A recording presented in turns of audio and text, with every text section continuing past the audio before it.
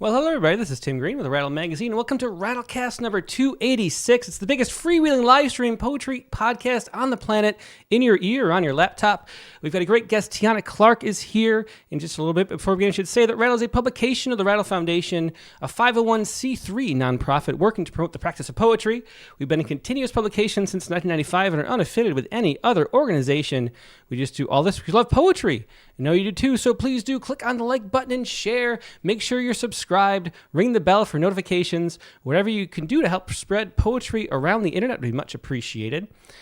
Now, as we always do, we are going to start out with today's Poets Respond poem. And we had a wonderful one by Jed Myers, who's been here before a couple times in Poets Respond. I think it's his third appearance. He was last in a couple years ago with a Memorial Day poem.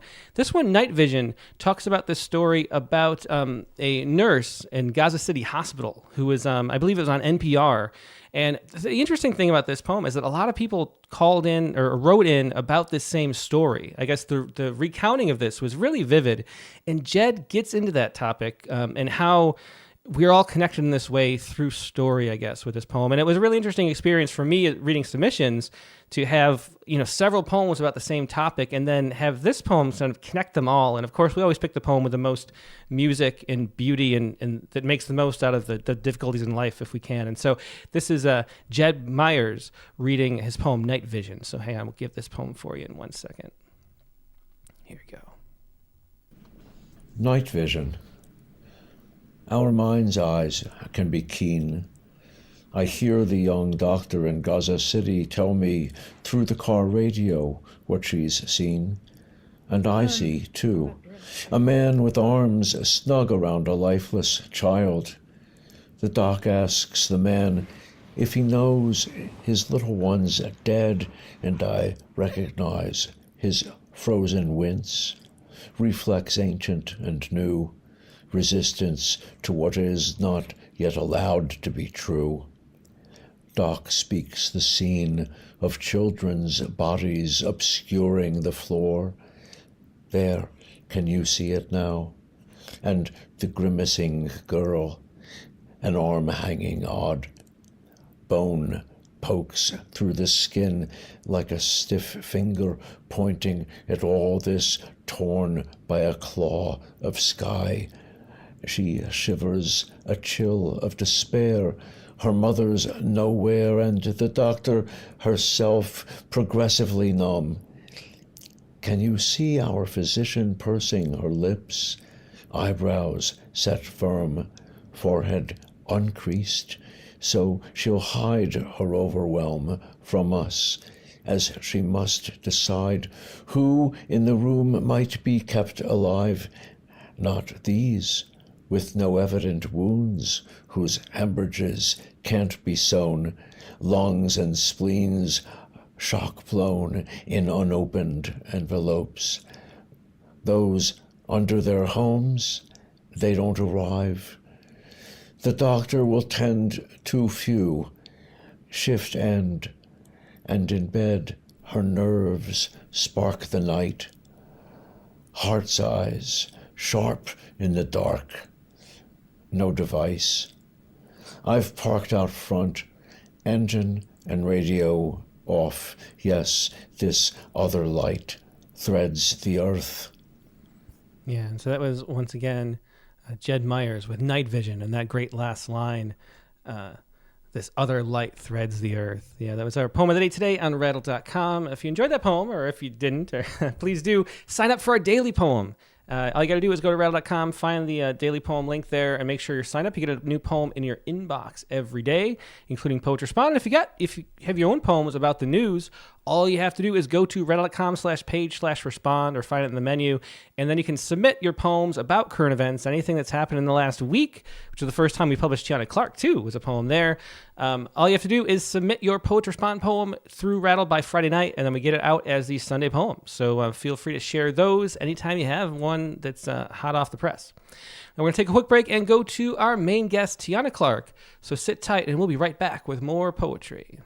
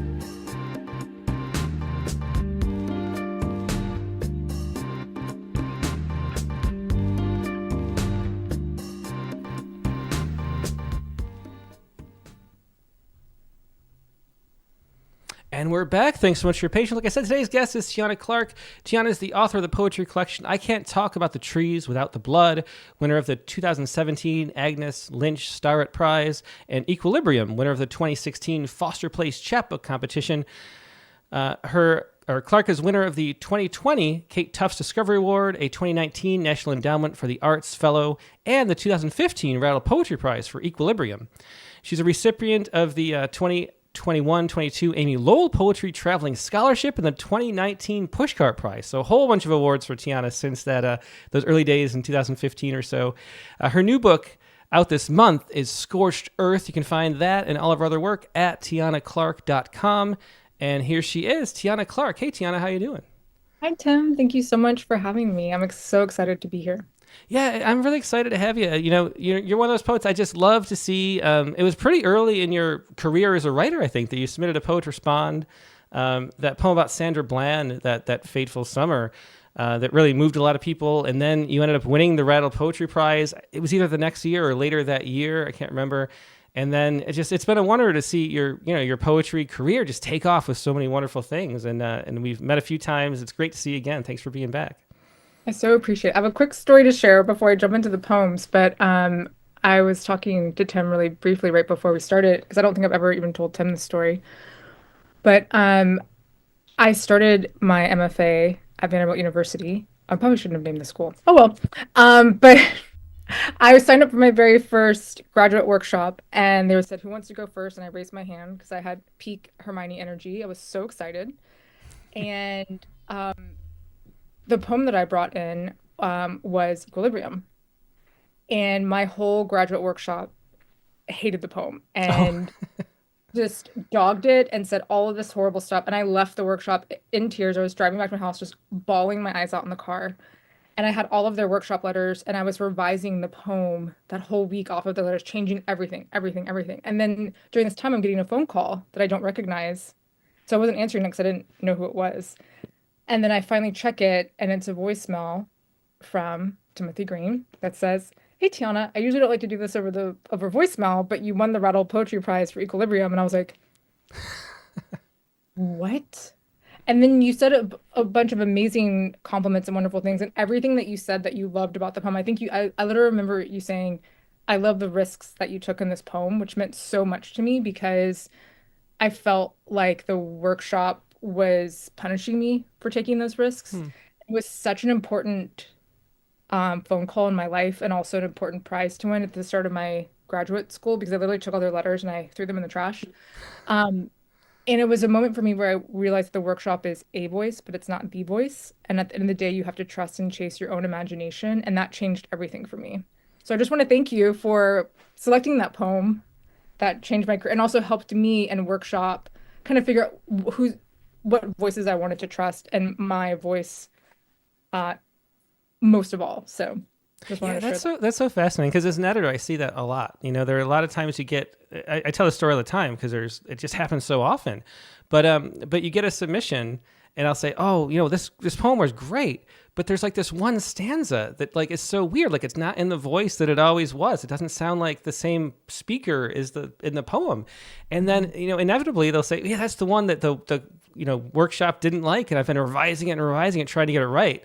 And I'll say, well, show me the original. Like, what was the original? And it'll be great, And just I don't know what goes on with the group think of a workshop, and Yeah. you have to sort of say something positive and something negative. Then you find the negative, and then there's like this way everybody gloms on to the same idea. And poems are so much more organic than piecing things together and like nitpicking. Like there's this idea that you get that the poem is sort of some kind of like checklist. And if you like check all the boxes, it's a good poem. And yet that's not at all how it works. It's the complete opposite. It's like this holistic spiritual moment that you're trying to capture. And if you, turn, stanza 4 completely into a different voice, the whole poem is ruined. And so it's fascinating to hear that and heard that. You're right. I so agree with you. I think workshops can often sanitize risk. And the truth is, the American MFA workshop is a brand new phenomenon. It's only been around at this point, maybe 50 years, if that, not even. Like Rilke and Emily Dickinson, they were not in writing workshops. And I feel like often the thing that's not working in the poem, our first instinct is to cut it, cut it, cut it. But I'll never forget I was working with Robert Hass one time, and then I will get to reading. Just one more quick story. I was at the Swanee Writers Workshop, and he was like, "Oh, I don't know about this line," and I was like, "Oh, I'll cut it. I'll cut it. Yes, sir." He was like, "Whoa." He's like, "That's just." He's like, "Wait, I'm just one person." He's like, "Why don't you go read it to five other people? Maybe I read it wrong." And I'm thinking like, "You're Robert Hass. You did not read it wrong." And he goes, "What if instead of cutting the line, there was an instinct that made you write that line? It may not be working now, but what if instead of cutting, you actually expanded that thought?" And I was like, because I think that the workshop does, it's like cut, cut, cut, cut, cut. And sometimes it's about expansion, or sometimes it's about trusting your instinct and working on that instinct. So I could talk Yeah. about workshop all day long. Yeah. Well, we should talk about, I mean, we talk about craft and the whole process of writing so much, and we'll talk about that more. But let's hear a poem to Okay. start out from the new book. Yeah. Okay. This is actually the prologue poem that starts the collection, and this is a poem called Proof. I once made a diorama from a shoebox for a man I loved. I was never a crafty person, but found tiny items at an art store and did my best to display the beginning bud of our little love. A scene recreating our first kiss in his basement apartment. Origin story of an 8-year marriage. In the dollhouse section, I bought a small ceiling fan, recreated his black leather couch, even found minuscule soda cans for the cardboard counters that I cut and glued. People get weird about divorce, think it's contagious, think it's dirty. I don't need to make it holy, but it purifies. It's clear. Sometimes the science is simple. Sometimes people love each other, but don't need each other anymore. Though I think the tenderness can stay if you want it to. I forgive and keep forgiving mostly myself. People still ask, what happened? I know you want a reason, a caution to avoid, but life rarely tumbles out a cheat sheet. Sometimes nobody is the monster. I keep seeing him for the first time at the restaurant off of West End where we met and worked and giggled at the micros. I keep seeing his crooked smile, an open server book fanned with cash before we would discover and enter another world and come back barreling into this one, astronauts for the better and for the worse. But still spectacular as we burn back inside this atmosphere to live separate lives inside other shadow boxes we cannot see.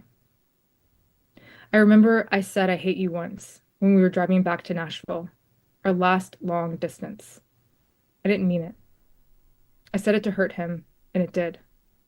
I regret that I was capable of causing pain. I think it's important to implicate the self.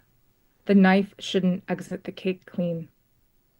There is still some residue, some proof of puncture, some scars you graze to remember the risk.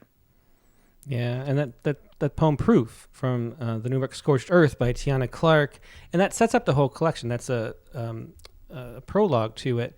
And, the collection deals, of course, with divorce. And actually, I asked you if you wanted to be on the show a couple of years ago, and it was while you were going through this. And you said, some other time, but I'm just going through too much right now. And that was the too much. And interestingly, too, I mean, I went through divorce in the time since as well. And it's always like a shocking thing. It's not a thing you ever see coming or expect. Like you have this whole vision of yourself. And in a way, it's like the death of the self you thought you were. Like you're all these, you really are just a story that you tell of who you are and what your life is. And then when that changes really radically, that's like the loss of who you thought you were, your vision of yourself. Mm-hmm. And so, that's such a harrowing and important experience in life to go through. How has poetry helped process that, I guess is the question. Well, thank you for sharing with me. I didn't know that you had gone through a divorce as well. So I'm just extending my tenderness to you, and also welcome to the hot divorcee club. Someone said to me once, which made me feel better. Well, actually, that's one of the things to say that really surprised me is there was like, I would tell people, like, especially around like our small town and, but other places too. And they would be like, I'd be like, oh yeah, I got divorced. So, whatever, this is the way it is now. And they would say, oh, I'm sorry, or congratulations. And then there would be this whole like moment. And then there were so many people who were like, it is like a club, which I had no way of expecting it to be like that. But so many people were like, yeah, congratulations. And they told me all these stories about their lives and how much better it was after. And it was the best decision they made to go through with. And it really is a strange club that like no one tells you about, which is a fascinating part of it. Yeah. I'm not sure it was a club I wanted to be a part of, but I think like any kind of loss in your life, I think people who have lost a loved one, no, I think grief knits you to people. I think we go to poetry creates those bridges of empathy that connects us to other people, right? Um, I remember when I was going through my divorce, Maggie Smith posted a quote from Rilke, which is opens the collection. And when I read this quote, I just clung on to it and I printed it out and put it above my desk for years as I was writing this book. And it's from Rilke that I know that there is room in me for a second huge and timeless life. And I just clung on to that. And for me, I so agree with you because I think going through divorce, you were not only mourning that loss, but you're also mourning the future that you thought you were going to have, right? Mm-hmm. And this was also during the pandemic, so it was a double whammy of like there's a global loss in the world, and then also I was dealing with this personal loss. I think for me, I started writing poetry in high school when I had all these big wild emotions, and poetry helped concretize all that wildness that was inside of me, and it gave it language, which felt like I had some agency, and it also felt really potent. And I think again, poetry, continue. I don't know if poetry can save a life, but I know it has saved mine continually. And I think going through my divorce, I reread Stag's Leap and just it hit me in a new way. I don't know if you read it again, but like it just hit me in a whole new way. And that's what I love about poetry too. It's like you can keep returning to these poems again and again, and they can keep revealing themselves to you. I waited a long time to write about it because I think it's important. I heard Ross Gay say this, and I would love to know what you think about it. But he said poetry is therapeutic, but it's not therapy. And I think it's a really important distinction. And I always tell people to give themselves time. I actually heard someone recently, I just an event I did in Portland, Maine, the poet Maya Williams said that they heard from another poet, and I forget their name, but to write from the scar, not the wound. And I really liked that distinction of time because I think that's what I'm getting to in this poem. I had to wait to get to the balance for self-implication because I wanted that balance in the poem because it's so easy to gaze at another person. You know, it's so hard, I think, to have a poet in the family because we're eavesdroppers, we see everything, we're archiving everything, and it's so easy to write about the other person. But I really wanted to actually honor my ex-husband, and I didn't want to bloodlet all of like the nastiest, juiciest details. I really wanted to write about the core and the emotional truth of what does it mean to go through loss? What does it mean to lose a love? Um, my divorce was amicable, but it was still very difficult, and so I had to wait to do some healing and to see what cream rose to the top. Of course, I was writing the whole time, but when I wrote this poem, I cried, but it was not a cry of like, it was like a release of like, oh, I'm finally ready to say the thing and give it language. And that this was the poem that made me realize, okay, I'm ready to actually access this. Mm-hmm. Does that make sense what I'm saying? Yeah, it definitely does. I mean, to me, I think that question of is poetry therapy is always a really important one. I don't know if you read the interview I did with James Pennebaker, the professor of psychology at the University of Texas, talking about how poetry is or expressive writing is actually like healing on a real physical level. Mm. Like, and there's reasons for that we talked about, but he found that by giving what he does, he set up freshmen in college, gave them the opportunity and told them to write about their most traumatic experience in one group and to write about something random and non-traumatic in the other group. And then he followed those people along through the semester, and he did a few studies like this. And every time the group that wrote about their feelings and their thoughts, the things that they were kind of holding in and not connecting with, they all had better sleep, better grades, better higher white blood cell counts. Eventually they had you did blood work on them, and so there's all these actual healing effects from just getting things that you're sort of keeping a secret inside yourself and not communicating within the layers of yourself, getting that sort of sense that you're in congruency, that you know what's going on, because there's like ways that you hide your emotions from yourself, and that's so damaging. And so poetry really works well as therapy. I think it does, but then it's not therapy. Like, it's not a replacement for that. It's not a replacement for having people to talk to. And I think that the key really thing is that poetry is about discovery, and discovery is so important. Like, self-discovery is really the goal of therapy. It's to understand why you're doing what you're doing and how you feel about what you're doing. And that's what poetry does too. So there's this like Venn diagram overlap where they like work in the same way, and sort of do a lot of the same things, even though they're not the same thing. And so you can't really think of it as like, this is going to heal me. But if you don't think this is going to heal me and you just do it, a lot of times it does. I guess that's how I'd phrase that. Oh, I love that. That'd be such an interesting like panel to have with like psychoanalysts and researchers and then poets coming together. And I so agree with you. I do think it's healing. I think the distinction is important. I think especially for me as a professor, because I always tell my students like I am not a trained psychologist. So I think that distinction of yes, get this all out of your body. And I'm here to talk about craft and offer tenderness human to human, but like the healing the healing part for your longer journey needs to be with a professional, you know? Hmm. I think that distinction is key, but I love that. It definitely has been a healing journey for me, especially writing this book. So, yeah. Should I read another poem? Yeah, definitely. I was just about to say it's about time. Let's do another one. Well, speaking of therapy, this is perfect because I want to read My Therapist Wants to Know About My Relationship to Work. Here I'm talking about therapy, and my therapist shows up here. Perfect, perfect timing. I hustle upstream. I grasp, I grind, I control and panic, poke balloons in my chest, always popping there. Always my thoughts thump, thump. I snooze, wake, and go boom. All day like this, I short my breath. I scroll and scroll. I see what you wrote. I like, I heart, my thumbs so tired, my head bent down, but not in prayer, heavy from the looking. I see your face, your phone lit faces. I tap your food 2 times for more hearts. I retweet. I email yes, yes, yes. Then I cry and need to say no, no, no. Why does it take so long to reply? I FOMO and shout. I read. I never enough. New book, new post, new ping, a new tab, then another. Papers on the floor, scattered in stacks. So many journals. Unbroken white spines. Waiting.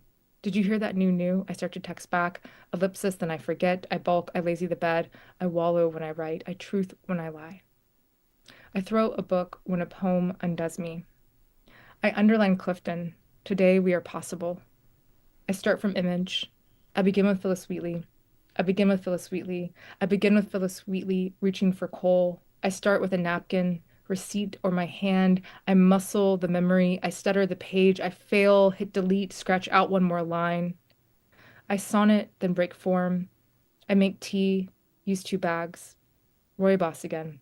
I bathe now. Epsom salt. No books or phone, just water and the sound of water filling glory be my buoyant body, bowl of me. Yes, lavender, more bubbles and bath bomb. Of course, some candles too. All alone with Coltrane, my favorite Naima. For his wife, now for me. Inside my own womb, again, a child back. I float, I sing, I simple and humble. Eyes close, I lower my voice. Was it a psalm? Don't know, but I stopped.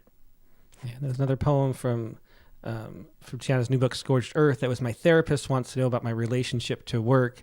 And great ars poetica there. That is so how poetry works, the poetry process. I wanted to talk, start early on talking about, you mentioned finding poetry when you had a lot of emotions in high school. And Mhm. I think if I remember right, Bill Brown was your teacher, who's a poet that we published in Rattle. And so I wanted to know more about that story, about what it was like to have him as a teacher in high school, I assume, and how he turned you on to poetry. What was that experience like? I'm so grateful that you asked that question, and it is so tender and dear for me because he just passed away last year. Oh, I didn't know that. I'm sorry to hear. Yeah. So I have been thinking about him a lot lately. He changed my life. I mean, I'm the poet I am today because of him. I'll never forget, I was 15 years old and I walked into his creative writing class, and I'll never forget, we got into class and he said, "Okay, I want everyone to write a poem." And I was like, in my head, I was like, you're supposed to teach us how to write a poem. I don't know how to write a freaking poem. And so we're all just sitting there writing, and he stops us about 20 minutes in and he goes, "How many of you are rhyming right now?" And about half of the class raises their hand. And he goes, "Do you know that you can write an amazing poem? You don't even have to rhyme." And I know that sounds really rudimentary to probably all of us, but at 15 years old, I kind of was like, I was intrigued by what he said. I was like, wait, what does he mean?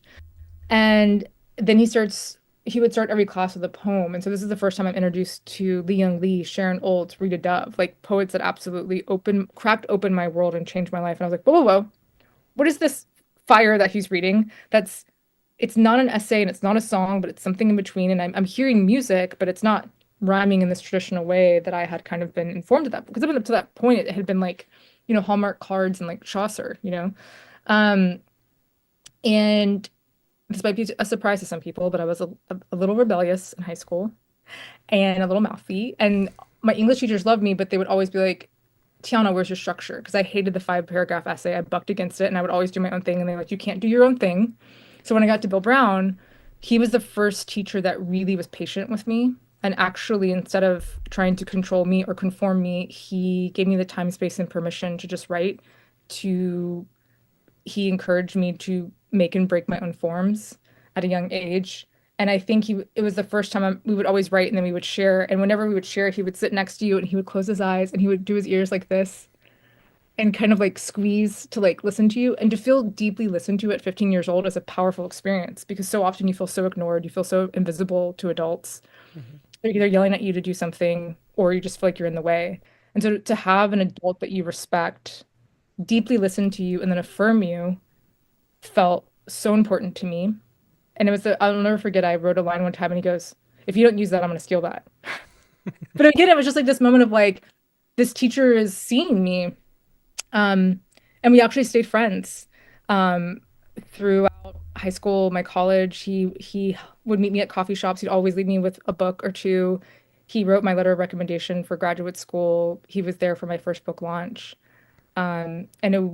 The Wednesday before he passed, I wrote him an email just to let him know how much he meant to me. And he was like, we need to exchange some poems soon. Hmm. He was like, I love you, sister. And that was like our last exchange. And so he is, I just like give all the praise and all the love to teachers, especially now for what they're doing in the classrooms, because, we need to be listening to young people.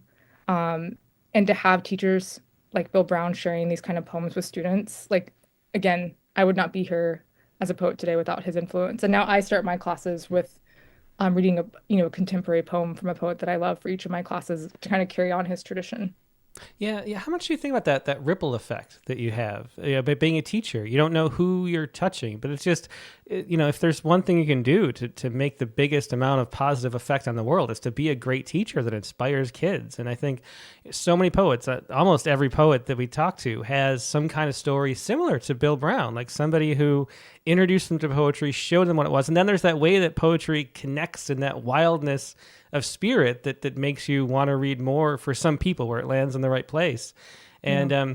is that something that you think about a lot as a teacher? Because I know you're teaching now. Yeah, I mean, I definitely learned a lot from him. He would always give us lots of prompts. And so I think I've just been a prompt generator since I knew him. So every time I'm reading, I'm always like archiving and cataloging prompts all the time. I later learned that he was dyslexic and it was actually a teacher that he had in graduate school that took him aside and was really patient with him. I might get emotional, but it actually taught me how to be more patient with my students and how to like, because I think sometimes, students forget that we're human. We can get frustrated, we can get embarrassed. But it's a moment where if there's a student that I see that's kind of like struggling in the class or something that's going on, I think I learned from Bill tenderness and gentleness and to lead with curiosity, that there's something maybe happening behind the scenes or below the surface that I may not have access to. And instead of approaching that with anger or approaching that with frustration, how can I approach that in a peaceful way? Um, Providing like an open door that if that student wants to walk through it, like I can be there. And so that's been definitely a technique from him in pedagogy that I've kind of carried with me of not assuming like the worst of my students, but possibly because if it wasn't for him being patient with me, I may not be here today. Like it took him actually just kind of not being like, hey, this mouthy 15-year-old might have some issues. She might be a great poet to like I needed a portal to pour that energy into. And he just like, here's your portal, you know? Yeah, yeah. Well, it's a great story. I'm so glad you got to share that with everybody. Let's hear the next poem up. What do you want to read next, Tiana? This is a poem after the reading. Um, this is kind of a fun poem because, I've been fortunate. Now this is technically I guess I had a chapbook and this is now my third book, if you consider my chapbook. So I've had some experience reading out and about. And, I think all poets probably carry with them a collection of like wonderful and also wacky moments that happen after the reading. Wild questions that you get, or inappropriate questions that you get, or things people say to you. And there was just one particular reading where something happened, and I got home, and this poem just kind of barreled out of me. But I think this poem had been accruing for a long time. And so this is after the reading. After the reading, someone asked me if my husband left me or I left him. After the reading, someone asked me if there was a chance for reconciliation as I shoved a pulled pork sandwich in my mouth with Carolina Gold barbecue sauce oozing out the sides like neon yellow lava. After the reading, someone asked me if I still pray to God as I sipped a fizzy Diet Coke and the ice cubes huddled and softly clinked around my upper lip, leaving a wet mustache. After the reading, someone said they had been divorced too and then scurried away in a way that I completely understood. After the reading, a woman told me I was worthy as if I was shattered, while I picked up crudité with a copious dollop of ranch dressing. After the reading, a white woman thanked me for my angry poems. I told her they were about my joy, and then she touched my forearm and said no, they were about my rage, insisting. After the reading, someone said they cried, and I gave another kind word. After I went home and changed into my cheetah print pajamas. I wrapped my hair and brushed my teeth. I got in bed and played a sci-fi show on my laptop. The actors on the show were trying to find a way to talk to aliens by using math and pheromones. I Googled the height of one of the actors. He is 6'4". I fell asleep while watching the show about the people in space trying to communicate in first contact. Intergalactic noises beeped and swirled around the room like bees. Yeah, great last line there. That's after the reading by Tiana Clark from her new book, Scorched Earth. And that's an interesting thing that I've been thinking about a lot lately, because it used to be that readings were such an important part of being a poet, and reading your poems out loud to people and having that interaction is so crucial. And nowadays, poets tend to have more of a digital life, more of an online life. You mentioned it in the last poem, all the clicking and the friending and all that goes into the social media in the poetry. And there's a lot less of that. In a reading, the wonderful thing is there's so much like organic, raw feedback, that you don't really get on social media, because people aren't, they're advertising themselves rather than sharing an authentic reaction, I guess, is what's really going on. And so you don't have that feedback as much, whereas at a reading you can see you can feel like the energy of the lines where people are moved and inspired by, and they can see the strange things they say afterward. And how much of that, having given a lot of readings now, how much of that has informed the way that you write? Do you think about how lines will land and where they'll connect? Is that part of your process now, thinking how, or when you write, do you try to be completely just yourself and not think of the audience?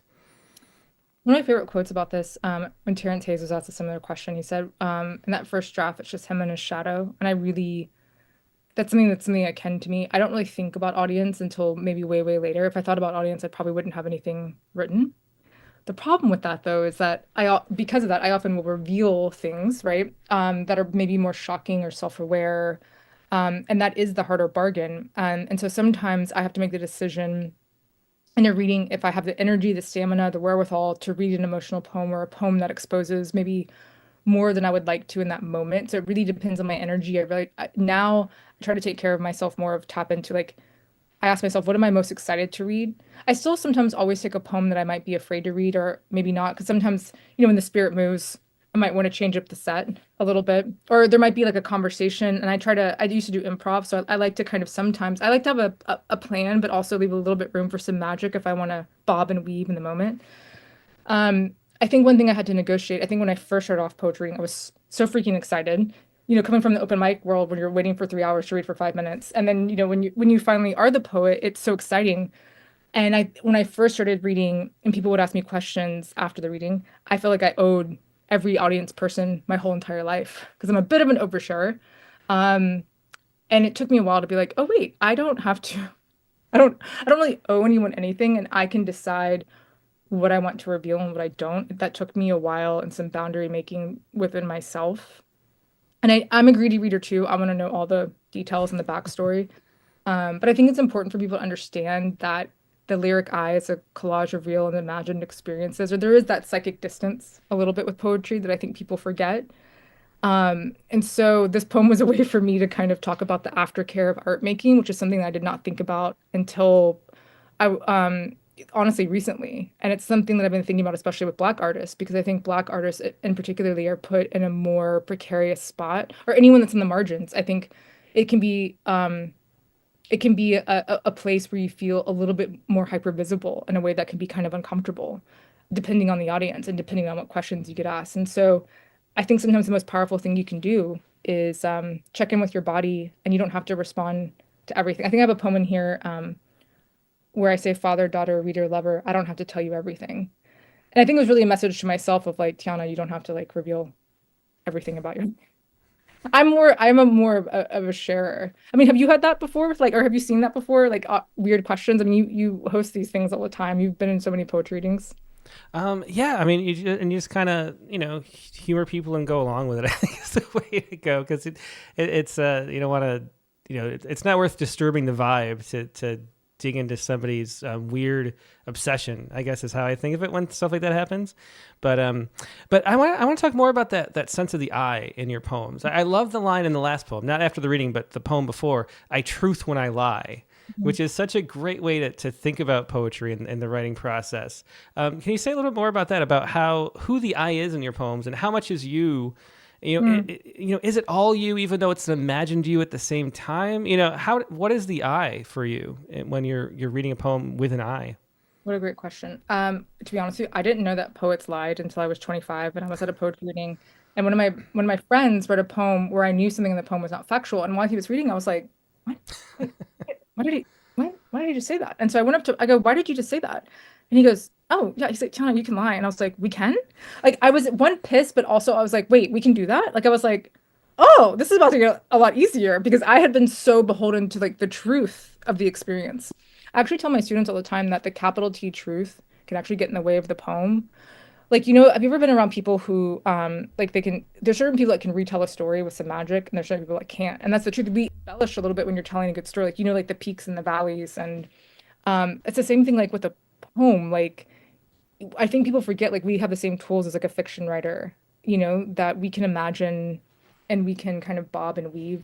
I mean, I will say my eye is probably closer to the bone than I probably more be comfortable with. But I once I learned about the role of fiction or the role of maybe even protecting myself, I think that helped me figure out my lyric eye. There's a quote from, or there's an excerpt from a poem that I love from Toy Derricott, the poem Speculations of the Eye, where she says, I am not the eye in my poems. I is the net I pull me in with. And I like thinking about that as like the eye being this like net, again, this collage. I kind of see it, I was talking recently with Terrence Hayes. He did my event in Brooklyn. He's thinking about Black confessionalism. So we were talking about like the mask, right? And so I think I like to play with that idea of the mask of like sometimes I can have it, sometimes I'm peeking around about it, sometimes I have it completely off. Each poem is its own world, has its own logic. And so for me, there's a negotiation with the eye with each poem. Some of it's more naked, some of it's more covered, some of it has a far distance, some of it is like, hey, it's tactile, you can touch it. I kind of think about it as like museum curation. Like you are guiding your readers through the experience of your poem, and like you get to decide the access that they have. And so sometimes I like to play with that level of access. And then sometimes I'm like, you will have a 10 on this poem, maybe it's more lyric, maybe it's more pulled back, maybe I am withholding in a certain way. I also heard Jessica Jacobs talk about this. It's okay for your poems to have secrets. And I think it's okay for your poems, like, I don't know, to have some sense of mystery that's important to you. And so I have been also kind of negotiating that, and as I continue to mature in my writing life, I'm still kind of figuring out what my relationship to the eye is. But I think the manipulation of that mask feels like where I'm currently at right now.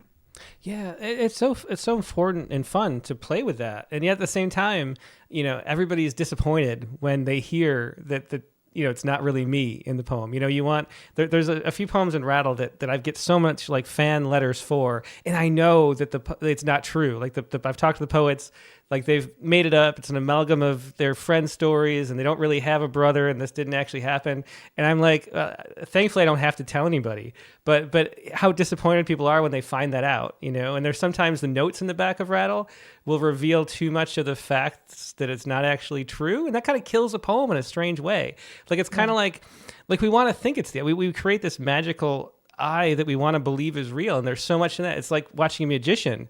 And then if somebody's saying, oh, there's really there's a hole in the bottom of the cup and he's just thumbing the ping pong ball, that's sad. Like we don't want to know the magic behind the magic. And so it is really an interesting thing to negotiate. I know in some ways we're kind of it's like we're semi-actors because it is off of our life, but it's not.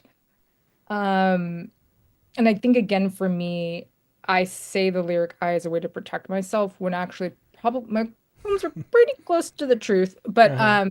it's mostly as a way so that during Q&As, I can just protect myself because I'm like, I wrote the poem. I do not want to be accountable to the poem. I Hmm. mean, I did go through a divorce. Like, I think there's certain key things. Like, if I lied about a divorce, I think that would be very disingenuous. Hmm. You know, so I guess when I say I mean, maybe that's something to dig into when I say lie. Not like I don't know. It's a pickle. It's a tickle pickle there. Yeah, I'm it trying. definitely is, which is why it's so fun to explore and play with it, I think, as a Yeah, writer. yeah. Well, let's hear another poem. What do you want to do next? Well, I'm just going to read an excerpt of my poem. It's a long poem. So one thing I was really so this is the first Black Bachelorette. It's kind of the fulcrum of the collection.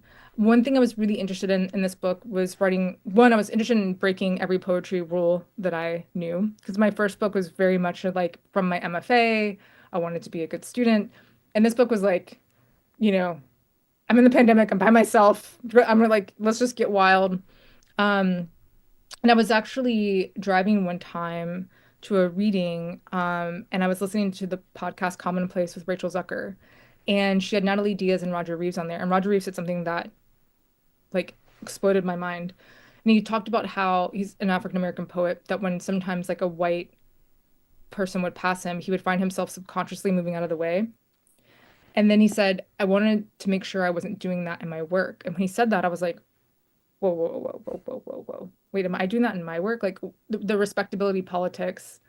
Like, was there a way that I was playing small, or Hmm. was there a way in which I was being polite on the page? And so I wanted to push back against that politeness and write the like just I'm gonna write a long poem. I'm gonna like go for breathlessness. I'm not gonna stop myself. And so this poem kind of barreled out of me. It's wild. And so I'm thinking about the first Black Bachelorette, Rachel Lindsay, the series.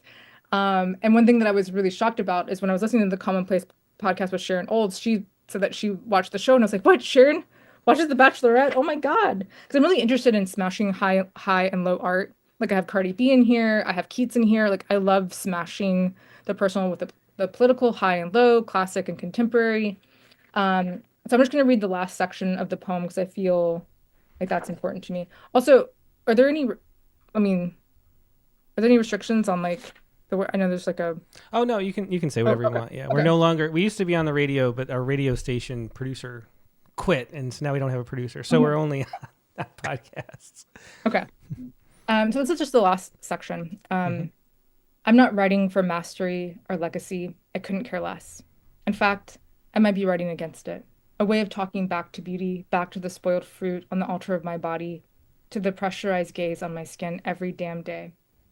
I'm hyper aware that I'm hyper visible, says Hope Aloye, 20, from Newham, East London, the only black biomedical student in her year at Oxford, who hasn't been broken by a touch, who hasn't been barbed by a glare. You can't write poems about beauty when the streets are full of racists and rapists and the president is a pussy grabber. I want to peg the cannon, so I'm running back and forth between the house of silence and the house of shame, shouting over and over with ink-stained fingers on days when I write with Dwinde, no one can touch me. Yeah, it's another great last line of that. That's a long poem. The last section Mhm. of the poem. Let me read the title. Is go back to it. Or the first black. Yeah, the first Black Bachelorette. And again, this is poems from Scorched Earth by Tiana Clark. Um, One of the things, especially given the poem Equilibrium, which is my introduction to your work, reading this book made me think about how much, identity is something. Do you feel like you're forced to write about that? Do you feel like an obligation to address those topics? Like we were talking, or a poem last week by Sherman Alexie, talking about how he felt obligated to speak as an Indian, and and I wonder how much that plays into your writing. Is that something that you feel you have an obligation to do, or is that something you don't think about as you're writing poems? I don't know about the word obligation. I mean, it's interesting. I think when you live in a society like ours in America, I mean, let's go back to Phyllis Wheatley, right? Um, our slaves that weren't allowed to read or write. Like, it's a wild idea that poets can derive from that lineage. So I wouldn't use the word obligation. I would say it's a miracle Hmm. that I'm even allowed to be a poet today, which is already being threatened. So for me, I would say um, I remember I was working with Lyra Clef von Stefanen, and she was talking to us about Adinaton, which I didn't know this term, but it means like extreme impossibility. So for me, I just feel so fortunate that I get to I get to write and read for a living. Like that is my job, that is my vocation, that is my passion. It doesn't ever feel like an obligation. It feels like a blessing. Um, Now I will say my instincts to write from the political, I will quote June Jordan, poetry is political because, or what you say? Poetry is a political act because it involves telling the truth. You have Keats saying beauty is truth, truth, beauty. That is all you know on earth. But we all have different definitions of beauty, right? Hmm. And what that beauty means. And I disagree with Keats when he says beauty obliterates all considerations because I don't know if I would put beauty above pain, or I'd like to hold beauty with the pain. So I think for me, it's holding the beauty with the brutality. Because my first book, look at the title, I can't talk about the trees of the blood. I would love to be a Wendellberry. I would love to be a Mary Oliver looking at a grasshopper. But for me, my instincts as a poet is I'm always going to weave the personal and the political. It's a part of my blood, I'm white and black. And so in that liminal space, I will write from that liminality. We all write from like our own identities. Hmm. Um, and so I feel like that's just kind of, you know, that's just kind of a part of how I see the world. And so how I see the world will always be reflected in the work that I write. Hmm. Yeah, well, that definitely makes sense. Let's hear another poem. What do you want to read next? Um, let's do, oh, it's my dog snoring behind me. Oh, and before you do, I should say a couple of things. If anybody has any questions for Tiana, there's a bunch of questions already in the chat window on YouTube and Facebook. Leave them there, and I'll pass a few along after this poem. And also, if you haven't clicked the like button yet, please do click the like button. There's always like twice as many people who are watching live as have clicked like so far. And if you click like, it really helps poetry spread around the internet, which is always what we're trying to do. So let's hear the next poem. What's up next, Tiana? How many more poems do I have just so I can kind of like, Maybe like three. okay, I've actually haven't read this one. I don't think ever. If I have, I don't think maybe I have once. This is called My Daddies Have Voices Like Bachelors, Like Castigators and Crooners, which is a line from a Terence Hayes poem. Daughter, you make me shudder, make music of my bones, don't you? Yes, like castanets. The blessed blood of my blood, soft blood, boiled blood of not knowing. Bright blood is still in you now, blushing scarlet cells blossoming in your face, plasma rich as juicy figs cut open and gleaming, muscling that dark abyss. I am the jumbo starfish skimming and slurping the wounded deep sea floor. To get close enough, I came close to Nashville once. I wanted to feel the friction and fiction of having a daughter there. I watched you working at the restaurant near the replica of the Parthenon, with the massive statue of Athena burning hot and fat and gold inside like a secret sun. I didn't sit in your section, but near it. I saw your almond eyes, my eyes. I saw your nose, my nose, the pressure of my face in your face barometric. The first words I could not gather were on your cheeks, passerines perched on telephone wires, soundless black ovals and lines like unsung musical notes on a scale. I said nothing as you passed by, swaying dirty martinis in your hands. Aglow like a censer, perfume of blue cheese and briny olive juice, murky as the memory, strained as the jade distance between us.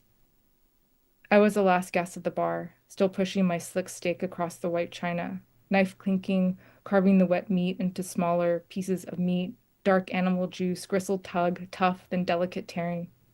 I was stalling. I didn't want to eat it. I didn't want another reason to get up and leave.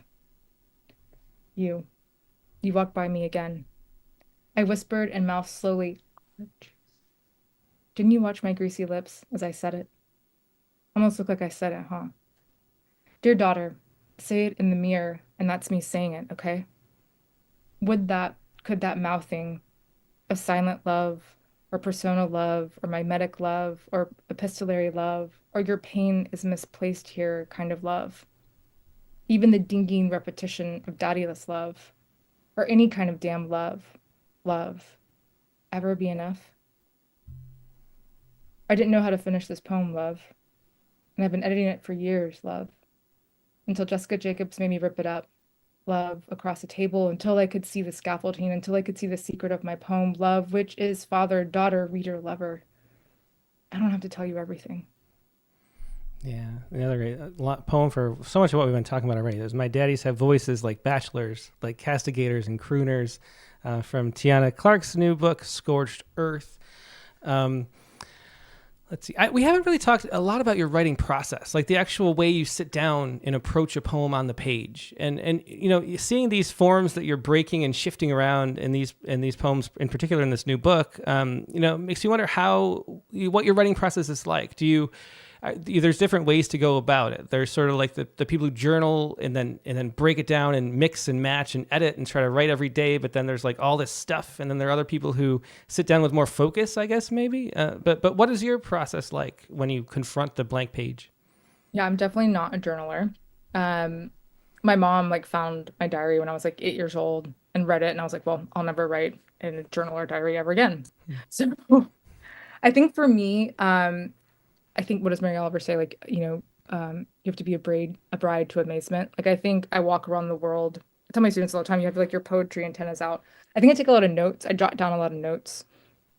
Actually, this is interesting. For example, my poem Equilibrium that won the Rattle Prize, I was at a poetry reading. You know, it's a good reading when another poet makes you want to write.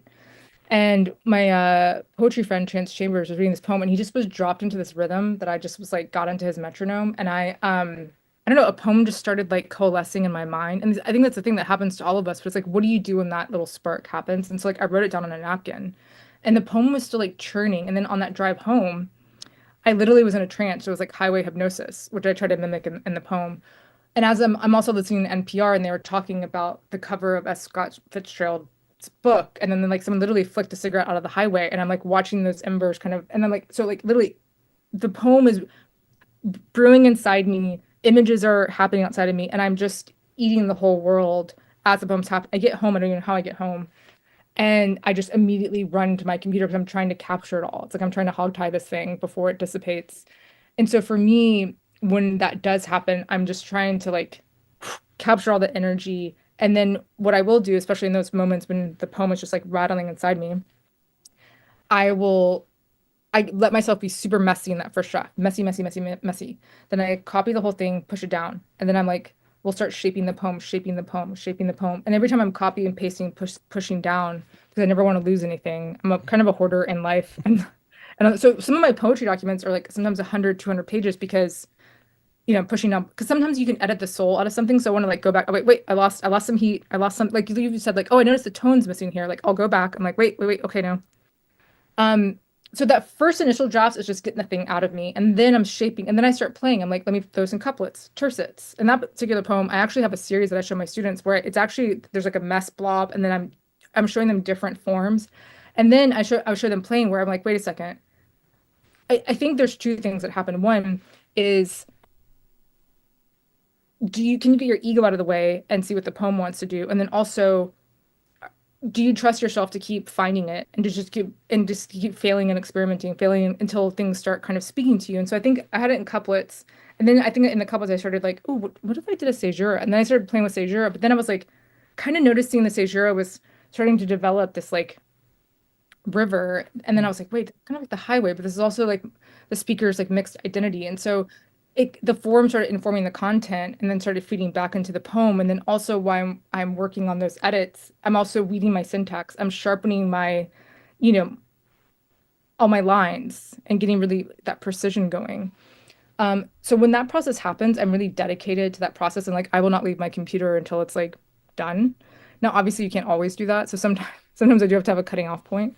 I don't have like a daily practice. I've been working on a memoir, so I've been in prose land. So I'm like, if anything, I miss up poetry. I'm like, oh, I can't wait to get back to you, poems. Um, Prose has been so different from poetry, so I'm figuring that life out. But I think for me, I'm always jotting down notes, and then I'm just waiting for that moment where I can like spill Mm-hmm. spill Yeah. and shape. Yeah. Yeah, well, that's great. There's a question that sort of relates to that by Kimberly Gibson Tran. She says, Tiana, you're so good with quotes, and the intertextual elements in Scorched Earth are fantastic. Do you keep a notebook of those? How do you keep track of all these quotes? And even this conversation, you've had some really great quotes you've dropped on us. So is there a way you keep track of that? Well, thank you so much. Also, I wasn't going to read this poem, but I could read it. So I have a poem in here actually called Broken Ode for the Epigraph, which is like my love for epigraphs. You know what's so wild? My professor in grad school, Mark Jarman, would be able to drop a line from whatever poet we were reading. And I was always like, how does he do that? How does he do that? And then about year, I don't know, 5 or 6 of teaching, it started weirdly happening to me. And I was like, oh my God, it's happening.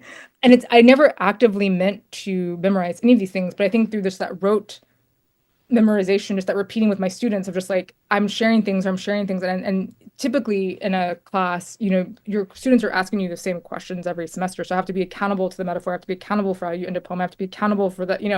And so every year I'm always just, have this compendium of kind of quotes that I carry with me.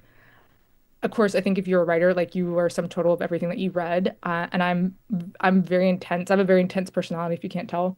So like when I find a quote that I love, like I cling on to that thing like a rock climber, the little finger pads like in the little rock cliff. And they just become a part of my body. I always say poems are bodies that remind us of our bodies. And I think when there's a poem that I love or a line that I love, I mean, it's like I devour that thing. I just metabolize it. And it's not even an active practice. I don't keep like a quote book. I've just like repeated these things so often that I think they're just a part of who I am. Mm-hmm. Well, Kimberly said too, she loves Broken Ode for the Epigraph. And now I think everybody else seeing that comment wants to read that. Do you want to read that poem? Yeah. A little change in That's a plan? fun one. Yeah. Yeah.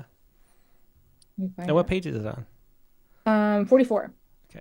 Well, this is to all my people who love your epigraphs or your intertextuality, which we can talk about because I will say it is difficult to weave research and quotes into poems.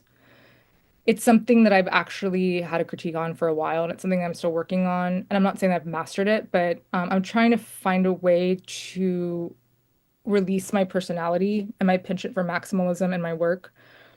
And just because something's not working in your work doesn't mean it's not working. You just got to keep working on it. But this is like my poem of like, you know what? This is the poem where I'm gonna go for broken ode for the epigraph, which begins with an epigraph from Erica L. Sanchez, who gave me permission to be this person. This is all for my too much people. This is all for my people. If anyone told you you're too much, this is for my team too much people. Oh, intertextuality. Oh, little foyer to my poem. Oh, little first and foremost, my amuse-bouche, meaning mouth amuser, a little glimpse of the meal to come. And if I could, I would add an epigraph over everything. Wait, who says I can't? I've always been too much, and I'm just now beginning to cherish this too muchness, booming late Baroque, Rococo in my chest, little shells of scattered light decorating the caves in my poems. I wish people came with little epigraphs tacked on their foreheads. A little foreshadow couldn't hurt. I wish fruits had a few ripe lines above their plue numbers, a little sneaky peeky of the pulp to come. Oh, little cup holder for my quotes. I love how you hover over the house of my poem like a cloud from another book or a bite from another lover, a way to say I just couldn't help myself here. See, I cut out these lines for you like fuzzy flower stems severed at an angle, and they were briefly dead until I placed them in a vase on top of my poems, prolonging their life again. Such moxie. Because if anything, the epigraph is a little clay container of water, and I placed these blossoms in a vase of life juice because you were visiting the home of my poem. And I want you to feel special. And I think fresh cut flowers might make people feel sacchariferous. At least they do for me.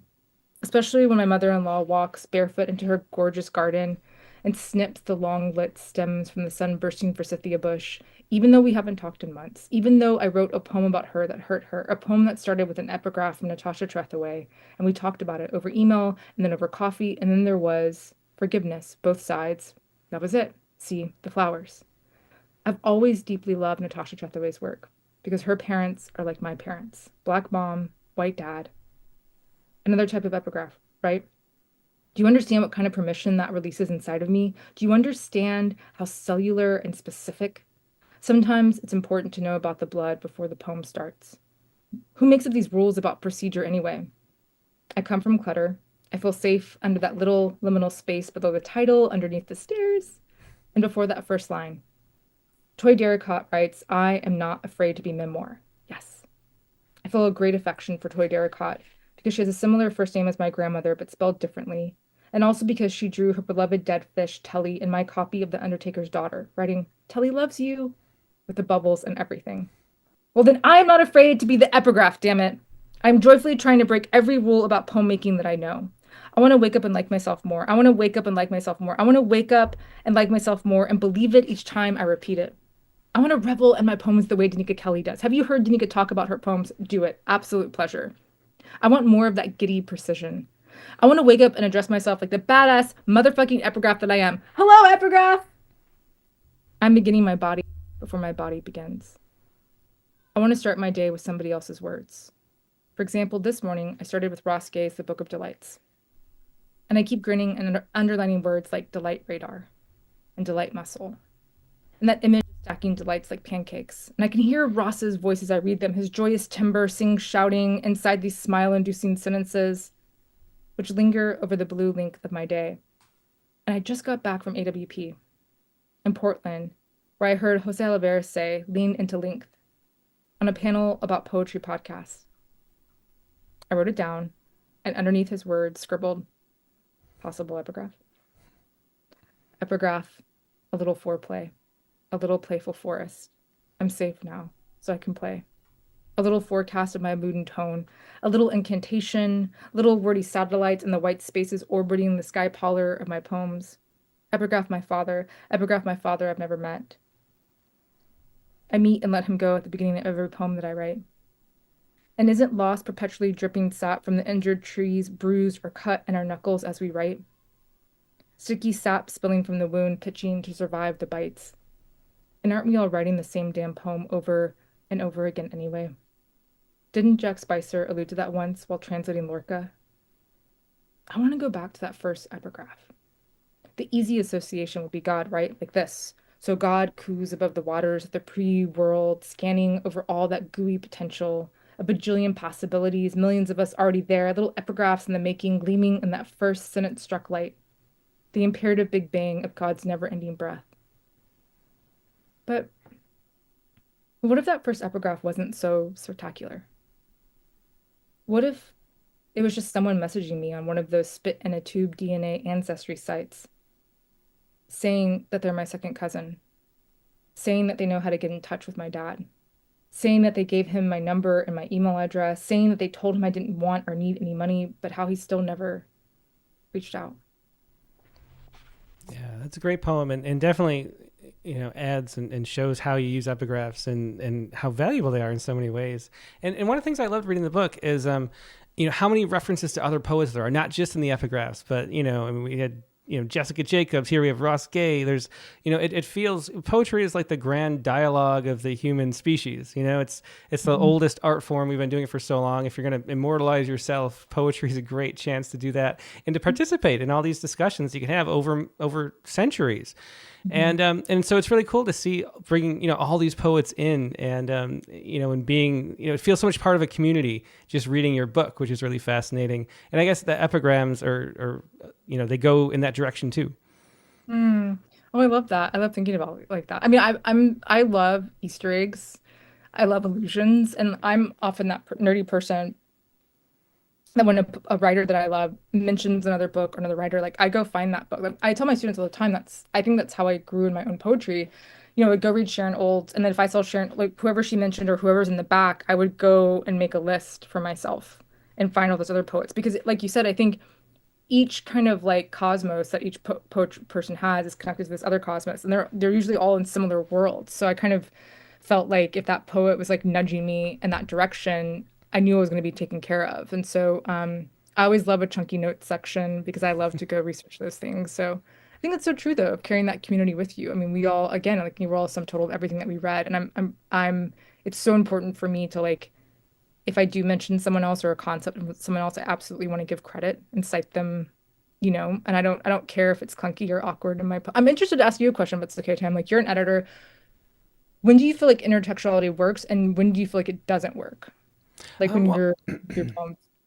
Well, I don't. I think the poem has to stand on its own because we, Rattle maybe is a little different than most places because we sort of, our goal is to have it be enjoyed by people who don't usually read poetry. Like the idea that we have a few places, I mean, it's not many of our subscribers, but we have places that are doctors' offices and places like that, dentist's office, and they put them out. And we want the idea of somebody just picking it up saying, oh, I haven't read a poem since high school and, 40 years ago or whatever. And they pick it up and they say, oh, I like poetry.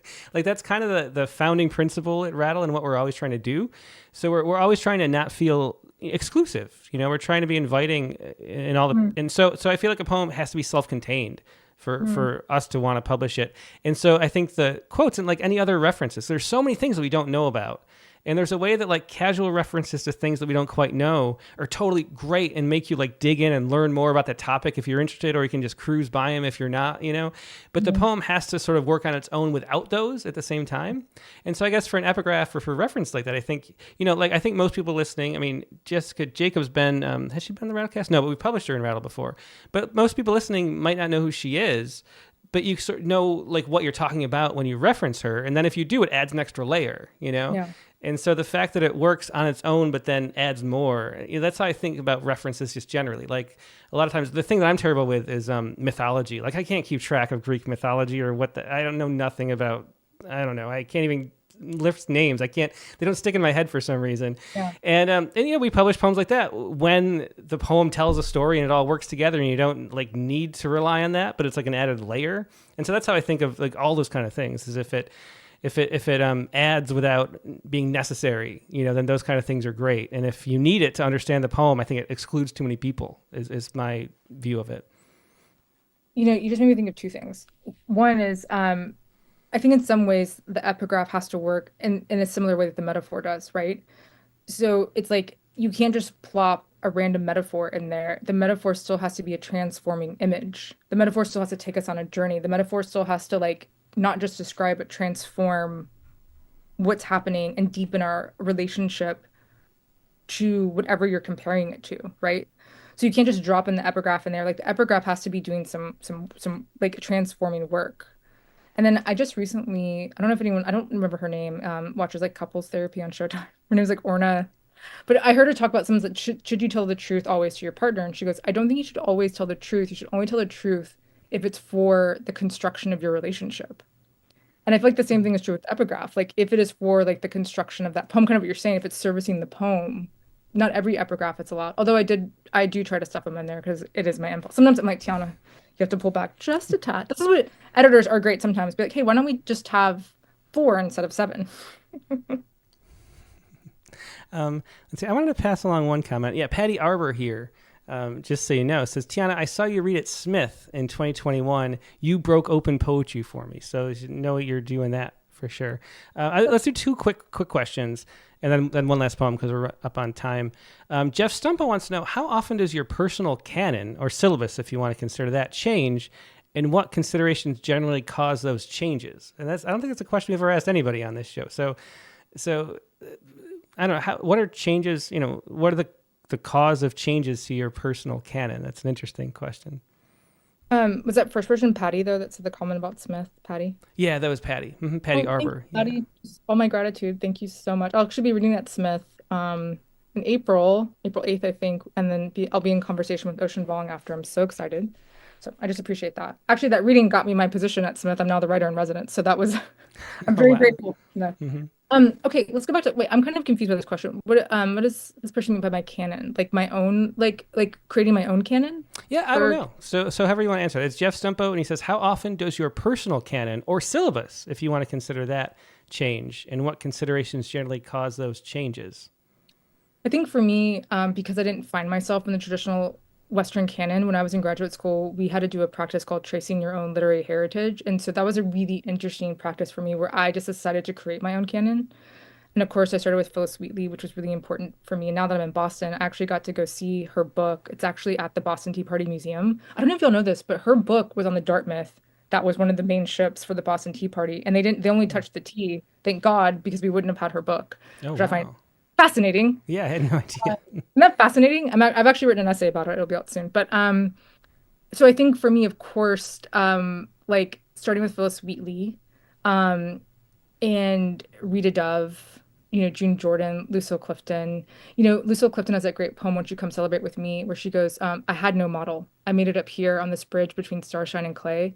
Everyone quotes the end of that poem, but to me, that part, I had no model, really resonates with me because I feel like, especially for poets in the margin, sometimes you have to create your own canon because often the archive was a place where the stories were not told. One of my favorite historians and writers and thinkers is Saidiya Hartman, and she has a practice called critical fabulation where she uses the subjunctive mode, right, to wonder and to think what's possible of what could be in the archive.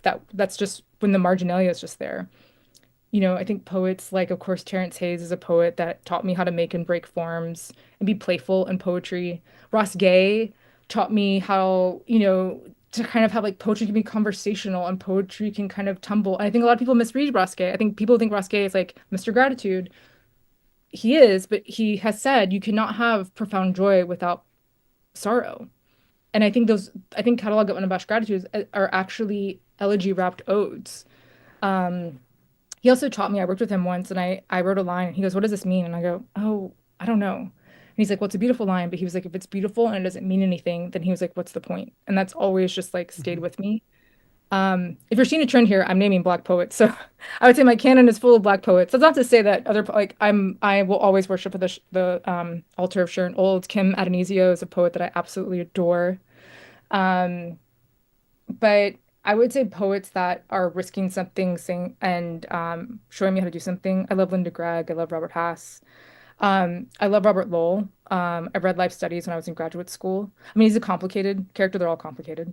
But I think for me, it was important to kind of shape my Black canon to like show me, um, I don't know, it's important to see yourself reflected back. And so I've kind of created that for myself. And so it gets updated and changed as I find new poets, but I still tend to lean on my old faithfuls for sure. Hmm. Thank you for that question. Yeah, and then another question. Where to go? Oh, going back to the sort of talk about boldness we were talking about before. Jamie Thomas wants to know: is your poetry a reflection of how boldly you engage with life, or does the Mm. boldness of expression come after reflection? Ooh, great question. I always say that my poems are actually braver than I am. They're bolder than I am. I mean, I grew up with a single Black mother who taught me how to speak up for myself, who taught me that whenever there's an injustice, you speak up. So that is a part of who I am. I am that person that will say something. All my friends can tell you that. However, as we all get older and you start experiencing failure and pain, it can make you a little quieter in your life. And so I think it's interesting. I used to do improv in my 20s, and I took an improv class recently, and I was way more hesitant, and I was way more shy, and I was way more cautious than I'd ever been in my life. And I said, who the heck is this person?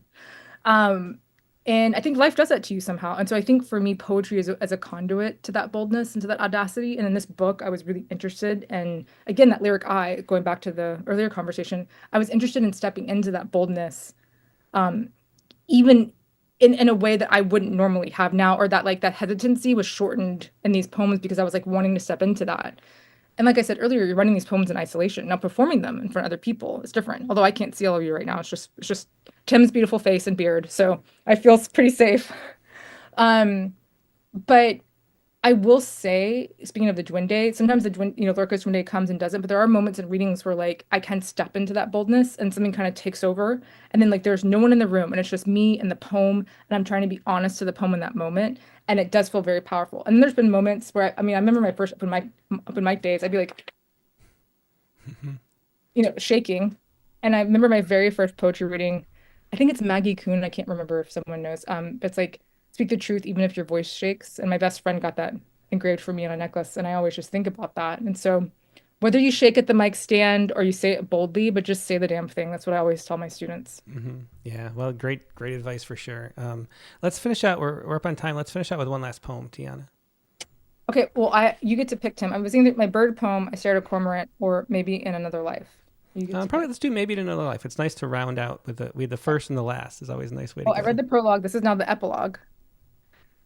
Um, because spoiler alert, the book does end with the speaker finding new love, but I didn't want it to end there because I didn't want a saccharine sweet ending. I was like, it has to be complicated. Not complicated, but just a little I don't know what word I want to use. A little, you know, some stickiness. Hmm. Maybe in another life. I think of the kids I may or may not have. I think about their hair, the possible dark brown curls, baby fingers tapping on my face.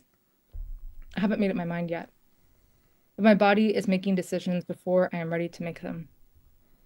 I can't seem to say what it is I want out loud. I can almost see all my different lives, almost taste them, like trying to catch the tail end of a cinematic dream before it evaporates. I want to capture it, a glimpse, sneak a peek at each distant future before the Viewmaster reel clicks. I want to follow the perfume of each life I could live and linger in it.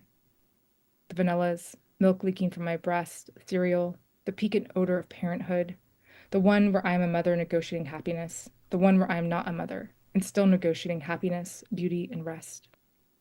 Almost 39, and I've never loved myself more. Yet nostalgia wavers all around me like a montage of mirages, muddling memories, complicating hope, making me miss things I've already mourned. The bargaining. And a bitch. The bargaining aspect of grief.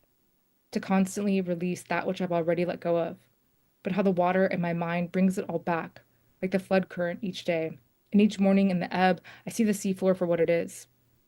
Another landscape of loss and renewal. Another augur deciphering the tea leaves in the tide pool, revealing the children I might never name, have, or hold.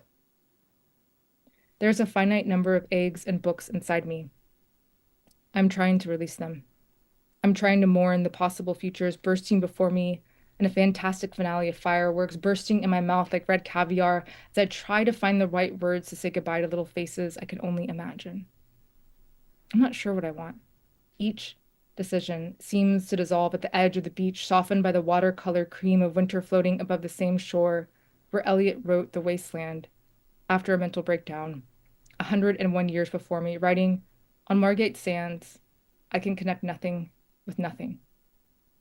I keep looking at the gentle waves for answers without trying to make another metaphor. What if the image of what I'm feeling is too heavy to be carried over into language? Maybe in another life, you get to live out the lives you imagined. Maybe in this life, I become who I am by not knowing. Yeah, beautiful poem. That's the final poem in the book, Scorched Earth by Tiana Clark. Thanks so much for being a guest on. It's been such a pleasure talking to you and sharing your great poems. And, there's so much insight and substance here. It's great to talk to you, and I really appreciate it. Oh, thank you so much, Tim. I really appreciate this opportunity. And thank you all for being here and your beautiful questions. And I'm so grateful. Yeah, well, thanks so much. And one time that was Tiana Clark. You can find Tiana's new book, Scorched Earth, and all her other books at tianaclark.com, just like it sounds, or Tianaclark.com, tianaclark.com. Find her book there. Find Scorched Earth and Equilibrium, and I Can't Talk About the Trees Without the Blood. All great books, and do that. Now we're going to take a quick break and go to our prompt lines. The prompt for this week was to write an ekphrastic poem based on a work of art by an artist that shares your first or last name. So, type in your name and then artist and then find somebody, make that connection. And that was the prompt for this week. If you have a link to the piece of art or you want to paste it into the email, feel free. Then we can show the poem or the image too. But that's the prompt for this week. Now, again, the rules. There's a max time. We're trying to get 3 minutes max on camera so we can get as many people in as possible. And it's a one-page max generally. So it's like a longer poem that fills up the whole page. Try to just jump right in. If it's a shorter poem, feel free to introduce it a little bit. But email your poem first to promptlines@rattle.com. That's promptlines, all one word, at rattle.com. Then find the Zoom link in the chat windows, either on YouTube or Facebook, which you're about to deploy. You can join the Zoom and share your poem, but only if you've got a poem to share. If you just want to sit tight and enjoy all the other people's poems, the best thing to do is to stay right where you are, because then you can see them as folks are reading them. But either way, we're going to be right back with a whole bunch more poetry.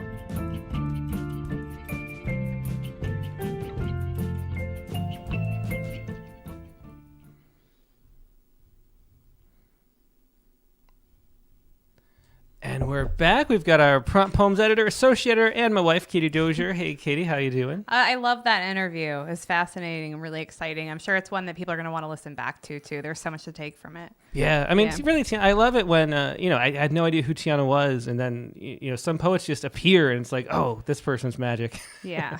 And then seeing and now everyone knows who she is.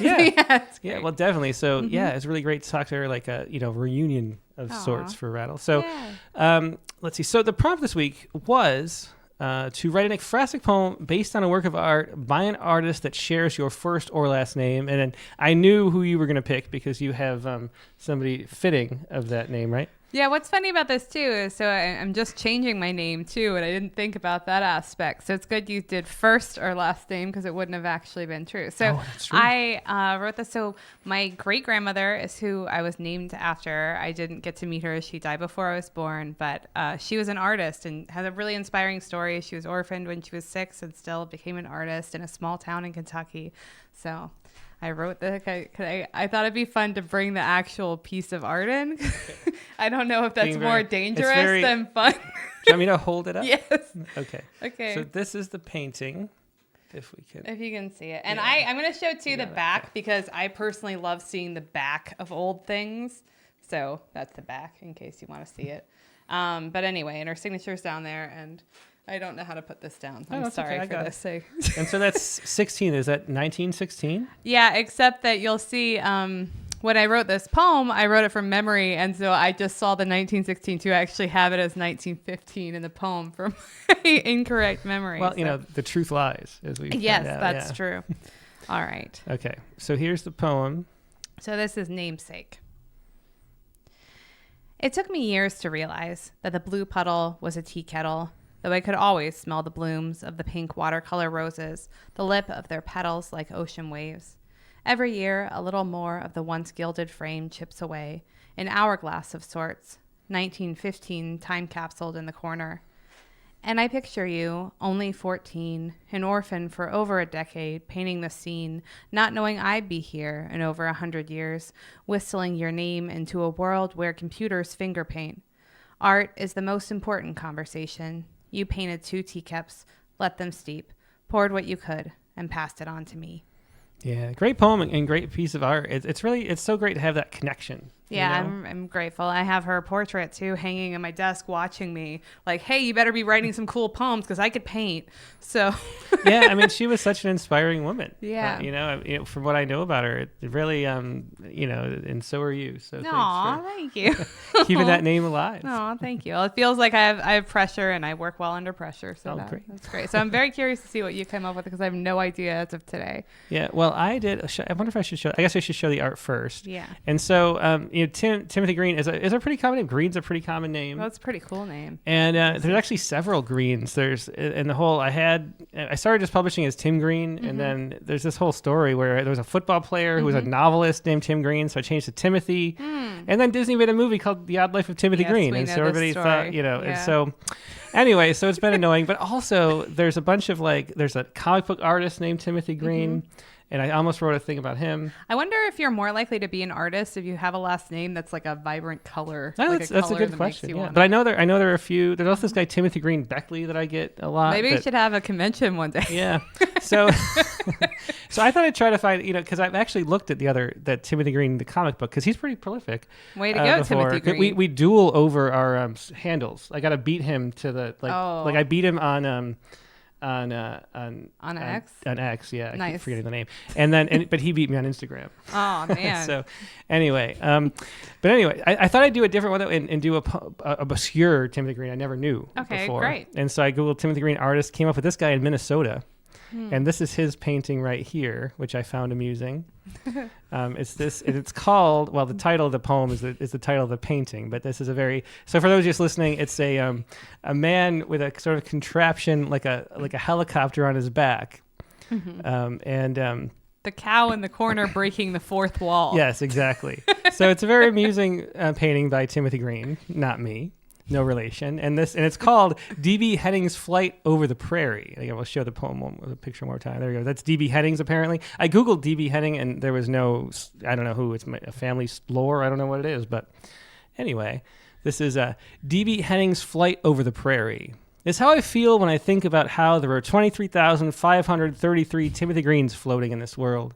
Not floating, of course, like Henning seems to float above that late summer fields, the wooden windmill strapped to his back showing no signs of turning, none of the blades being blurred, the flywheel and crankshaft as frozen as the engine, and whatever powers it hanging from the overalls on his chest, as if imagination alone could lift him all those meters above what must be his shadow in the grass. But drifting nonetheless, over the curved surface of something so large it seems flat, none of us really touching the ground, held up as we are by our boots and our chairs and the floorboards, the whole stadium of coincidence, each of us tagged with phonemes that mean a kind of grass and the color it would be before curing, and not like Henning either, sprawled, open, and awestruck at the miracle of the moment, but like the cow in the corner, dumb and silent and removed from the page, not even looking, nor looking at us, looking back, too confused to be bothered by confusion. And once again, there's the painting there's the cow. I love that the cow came in to close off the poem. Well, you can't write about that painting without the cow. I actually really enjoy that painting, by the way. I know. Like, well, it's I for can't sale. stop looking at it. I know. I'm kind of tempted. All right. Well, anyway. That is, and thanks to Timothy Green for providing that painting. Also, kudos if anybody else is doing sort of more obscure artist and like manages to get their poem to them. Like, how happy would it make a random artist to be like, I wrote a poem about your piece of art? That's true. I could email it to the old Timothy Green. You could, or send it to him on Instagram. I guess that might be. All right, so let's go. Let's see what everybody else has for us, and let's go first to. I'm going to do it a little differently this week and I'm going to go in the order of, well, maybe this doesn't work. Maybe that's why I don't do it. Let's go. I'm going to order in the email box instead of the email on the Zoom. Oh, that's challenging. But that is more challenging. But we'll start that way, though, with Chelsea McClellan, who has the top email there. Hello. Hi. Hey, Chelsea. Great to see you. Great to see you, too. We got quite a few people in here. I just have a haiku. And I'm not generally a haiku writer, so forgive me. But I really enjoyed Mr. McClellan's painting, or a drawing, not a painting. So my haiku, there's a picture of a ghost pipe flower, which is a native flower to Ohio and a lot of America and other places. But it hides in the depths of the darkness of the forest and damp, dark places. And it's pure white because it doesn't need chlorophyll. It feeds off of other mushrooms, and I don't know exactly how it works, but it's interesting to me. Yeah, that is. Yeah. So it's kind of this little secret in the darkness of the forest. All right, so here's my haiku. Ghost pipe flowers, stealing jewelry from mom's closet. That is a great. That's great. Yeah, you should. It's like, I don't normally write haiku, but here's a great haiku. When I do write haiku. That is. Also, want to take the opportunity to remind people that I'm reading for One Art's 2025 haiku anthology, and I enjoy that haiku. So. That's true. Yeah. All right. Yeah. Well, thanks for sharing that. A great story, great photo, and great coup, too. Interesting flower, too. Yeah. Mm-hmm. Yeah. Can I say really quick, his drawing is on the second page. I wasn't sure if it was appropriate to share it, but it's a pencil drawing, and it shows a child's hand pulling like a cloth off of a flower, and it just reminded me of a little sister stealing some clothes out of her big sister's closet. So anyway, good night. Yeah, that's great. Yeah, that is an all too familiar memory for me. I stole my sister's clothes. It was bad. Like, I really stole her. Yeah, well, that was great. Yeah, really cool haiku and cool photo. Great combination of both. So it's actually haiku, I guess, right? Well, I guess it's haiku. You have to make your own art. On it, yeah. Is there a phrastic haiku not called haiku? I don't even know. Anyway, thanks probably for sharing. Probably not ikku. That one we can have a better. There's probably a word. There's a name out there. Anyway, thanks so much, Chelsea, for sharing that. Yeah. Thank you. Yeah. Goodbye. Yeah, Chelsea McClellan with that ghost pipe flowers haiku, and I think it's totally fine to share. I mean, this is the definition of fair use. It's not taking away from any. Well, there's the 5 factors. We won't get into them, but they're all fine. This is good use for sharing. Anyway, let's go next to I don't think it's gonna work. like I was thinking to go in the order of the email because I have to find people in the Zoom and that's too hard. Yeah. So let's go back to just doing it in the order of the Zoom appearance. And let's go to Sean Evaningo Sanders next. All right. So yeah, this is kind of funny because all week long I was looking up different artists with either Sean or Sanders, and I didn't really find anything that was like getting a good poem out. And I'm sitting there this morning over breakfast telling my husband about the prompt, and he's like, "Well, you could use one of my pieces." I'm like, "Yeah, oh wow, I felt so bad." So That's really funny. That's really cute. so anyway, he had a while back, after he had all of his heart surgeries and issues and everything, he had done a special digital art piece for the hospital for their cardiac unit. And so I used that to write this poem.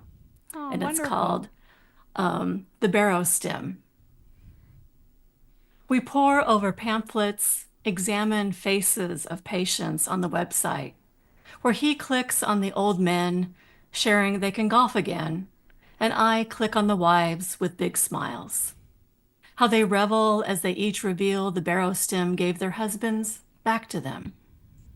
And for the first time in a long time, hope pumps through me like the slurp slump of his hi-hat when he plays Love is the Drug on the drums.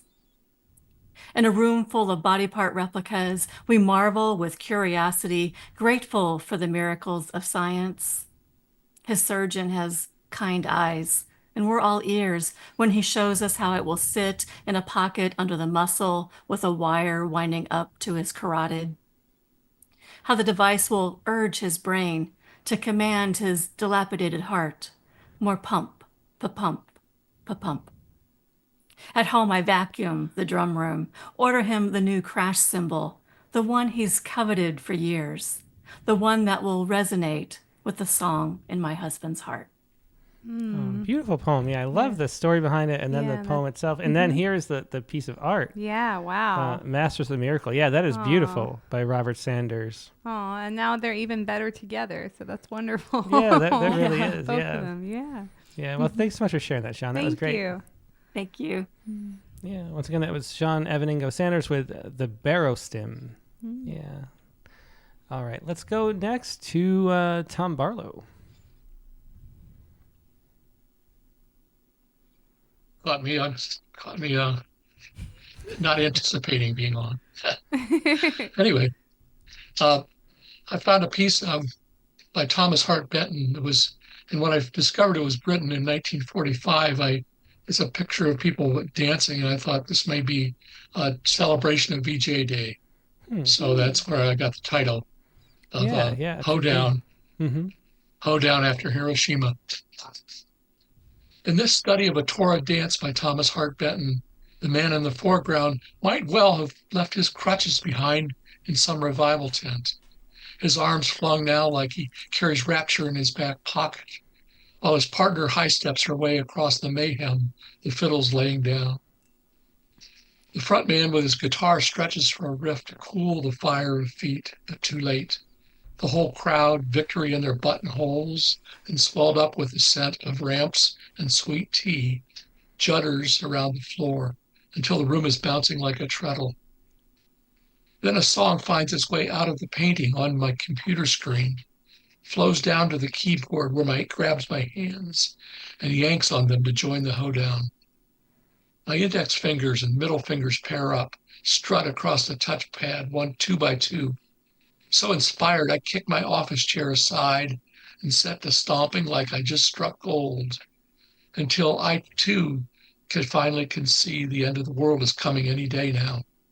In that sudden light, me and the whole gang, we just close our eyes and dance. Yeah, that was great. It's on enter the painting. Yeah. It's one of the cool things about ekphrastic poetry. Thanks for sharing that. Thanks. Thank you. Yeah, that was Tom Barlow with Hoedown after Hiroshima. I love how many different directions we've had already. I know, for this. This It's is fun. Well, I think a lot of people here are veterans of ekphrastic poetry Yeah, because of the it's ekphrastic showing. challenge. It's I showing. think. Yeah, that's an old hat to a lot of folks. So Yeah. let's go next to Mike Bales. Hello. The interview Hi. is awesome. Thanks, Mike. How you doing?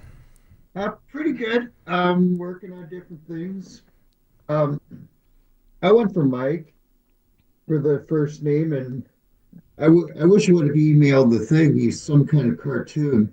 Mm-hmm. They're like people, they are like leaping off my computer screen. One guy was a big Hulk in green, which I'm not a big Hulk in green. Mm-hmm. Um, someone at a college bookstore once called me Magic Mike, like the stripper, like I'm a real Hulk, and I went, "No, I'm not that."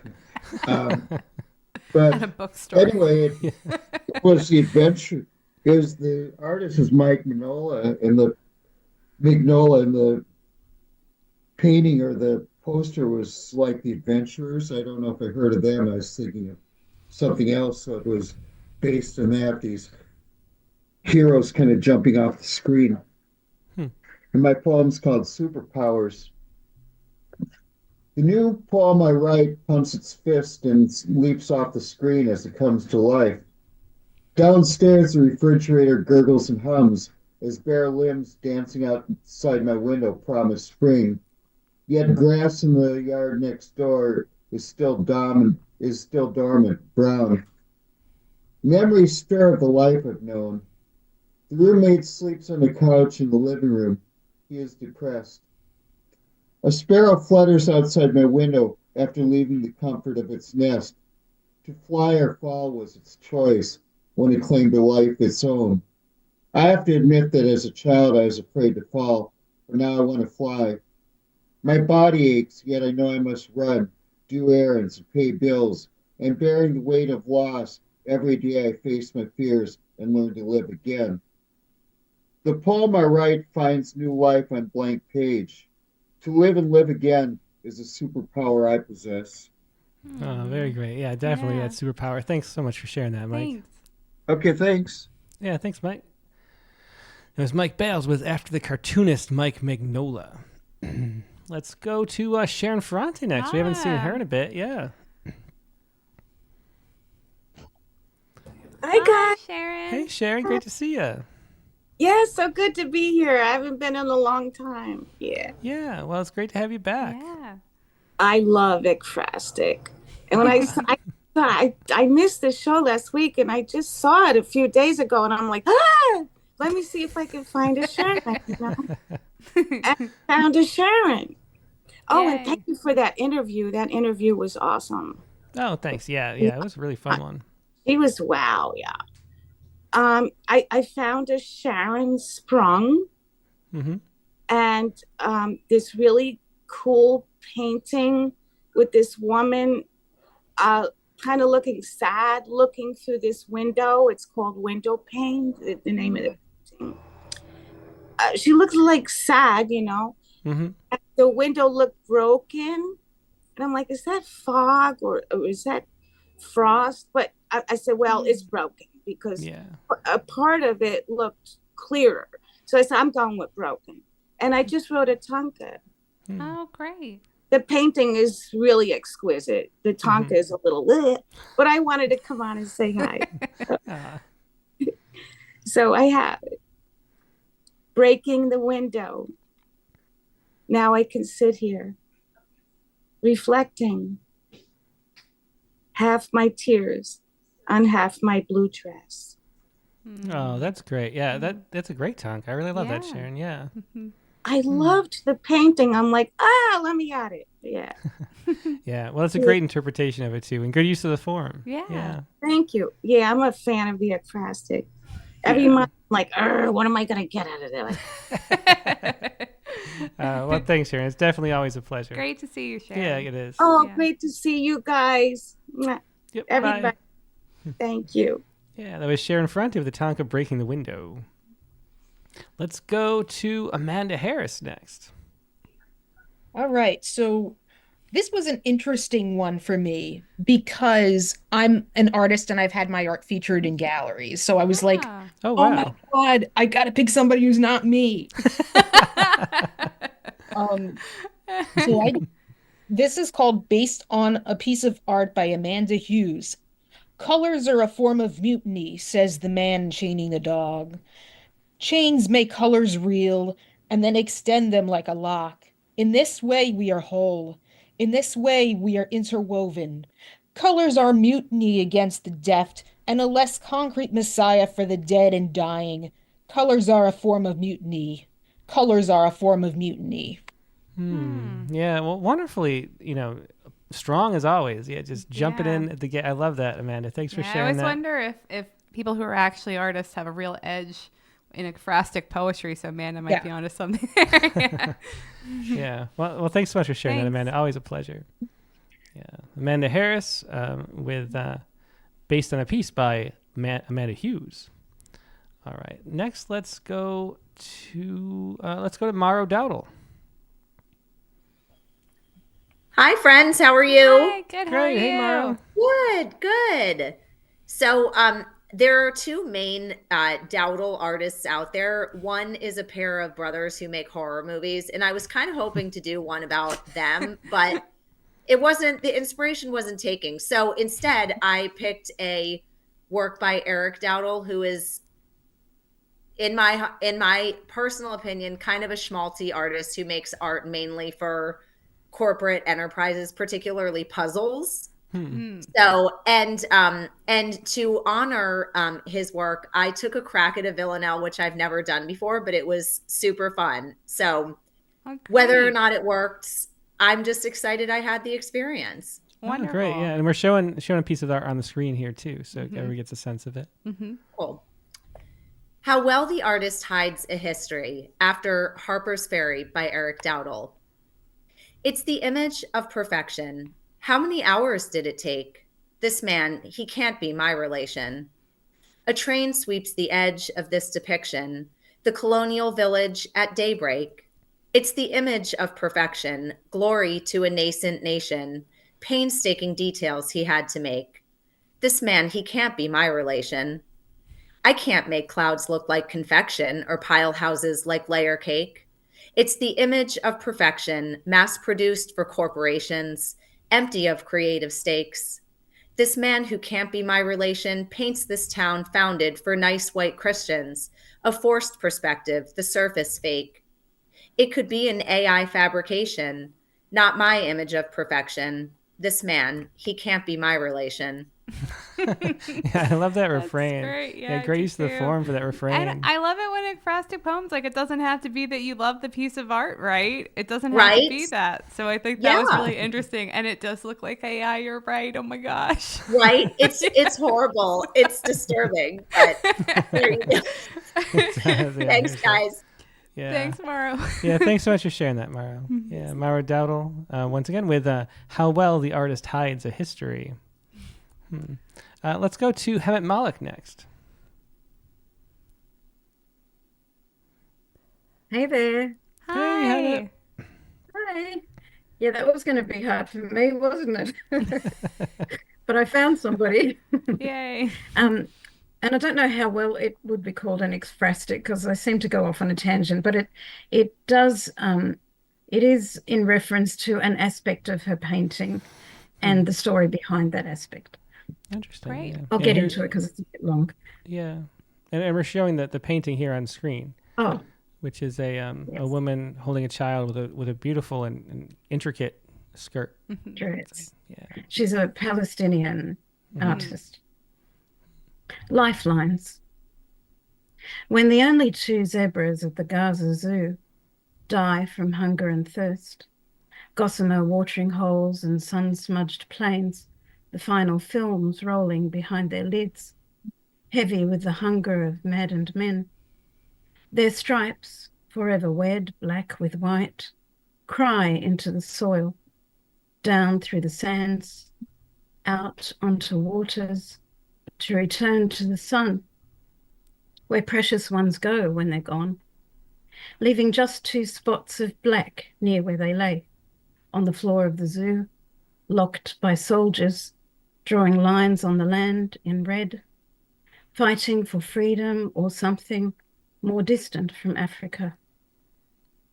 The zookeeper, his feet on the spots to stop further draining, must find strong magic to bring back the people standing in lines, scratching his head, He devises a plan, calls for an artist. Donkeys, you say? Stripes like a zebra? So lines of tape are laid on dusty backs, and dye brushed between them, vanishing both donkey and zebra in a swirl of soot, and conjuring creatures confused with their newfound fame. They try to refine their whores to better fit their new clothes, and practice a gait more wild than farmed. When the paper which announced to the world I was married with a new name was torn into strips, I sat, a creature confused.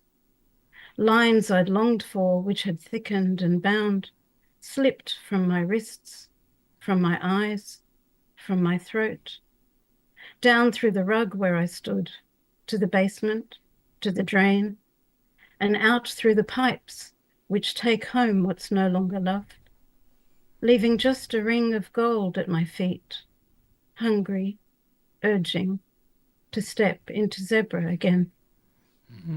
Yeah, really wonderful. I love the meandering of that too, and going off in your own direction. Yeah. It's a wonderful use of ekphrastic. I mean, it's if it stays with the painting too much, it's too much. I think to stay with the painting. Definitely. So wonderfully done.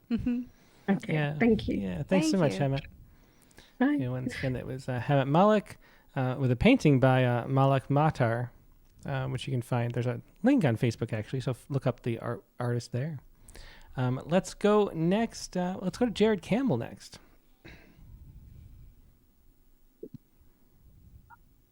Hello. Hey, Jared. Hi. Great to see you. Good to see you. Yep. So what have you got for us? Where'd you go with this one?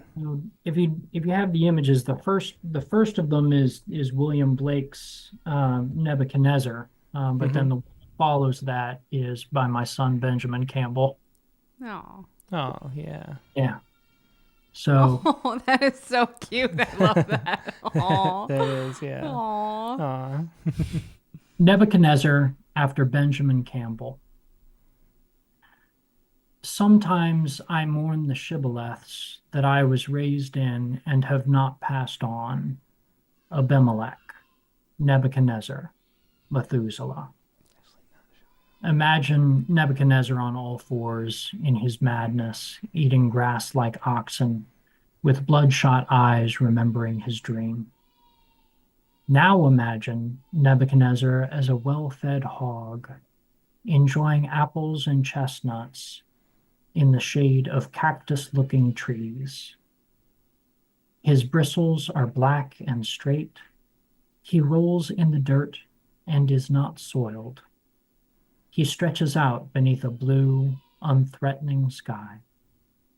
This Nebuchadnezzar doesn't care for images of gold, silver, bronze, or iron. He cares for earth, who cares for him. When he sleeps, his is a dreamless sleep. But when I sleep, I dream of something in the coming in between, the monstrous in between when no one's on the throne. This is my dream and its interpretation. The great tree will be cut down, and men will have the minds of beasts, and grow claws like birds, and animals will lose their homes, and bone-white cactus will break the sky into quarters, and the clouds will not complain. Yeah, well, that was wonderful as always, Jared. I love the different directions you took that, which are all surprising. Great twists and turns. Nebuchadnezzar after Benjamin Campbell. Yeah, thanks so much for sharing that. Thank you. Yeah, and as you notice, Katie had to step out for a minute. Hopefully she'll be right back, but we got the girls with us. So sometimes that happens, as you know, if you've been watching the show for a while. Let's go next to Brian O'Sullivan.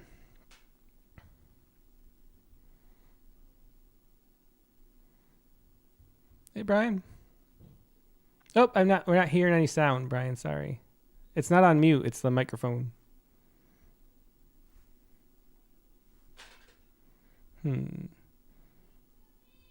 Yeah, it's not coming back. We'll swing back and see if we can get it adjusted. Okay. Instead, let's go to Nancy Tennell. This was a great prompt. I actually found two artists. One has the last name Tennell. She's a painter. And then I discovered a sculptor, American sculptor named Nancy Elizabeth Prophet. And Nancy Elizabeth is my name. So on my poem, if you can get it on the screen too, I've got the bust she made called Discontent. It's at the top of the poem. If it Yeah, shows. we have it right here. Beautiful bust. Yeah. Okay. And so this is her story, and I called the poem Prophet. She stands in the kitchen with russets and knife, artfully rounding each one with the blade, swirls of peel dropping into the sink, forming a golden spiral. A fire within her destroyed all the history of others' expectations and past prohibitions. I won't be a domestic. I will study art, and I will not bend an inch.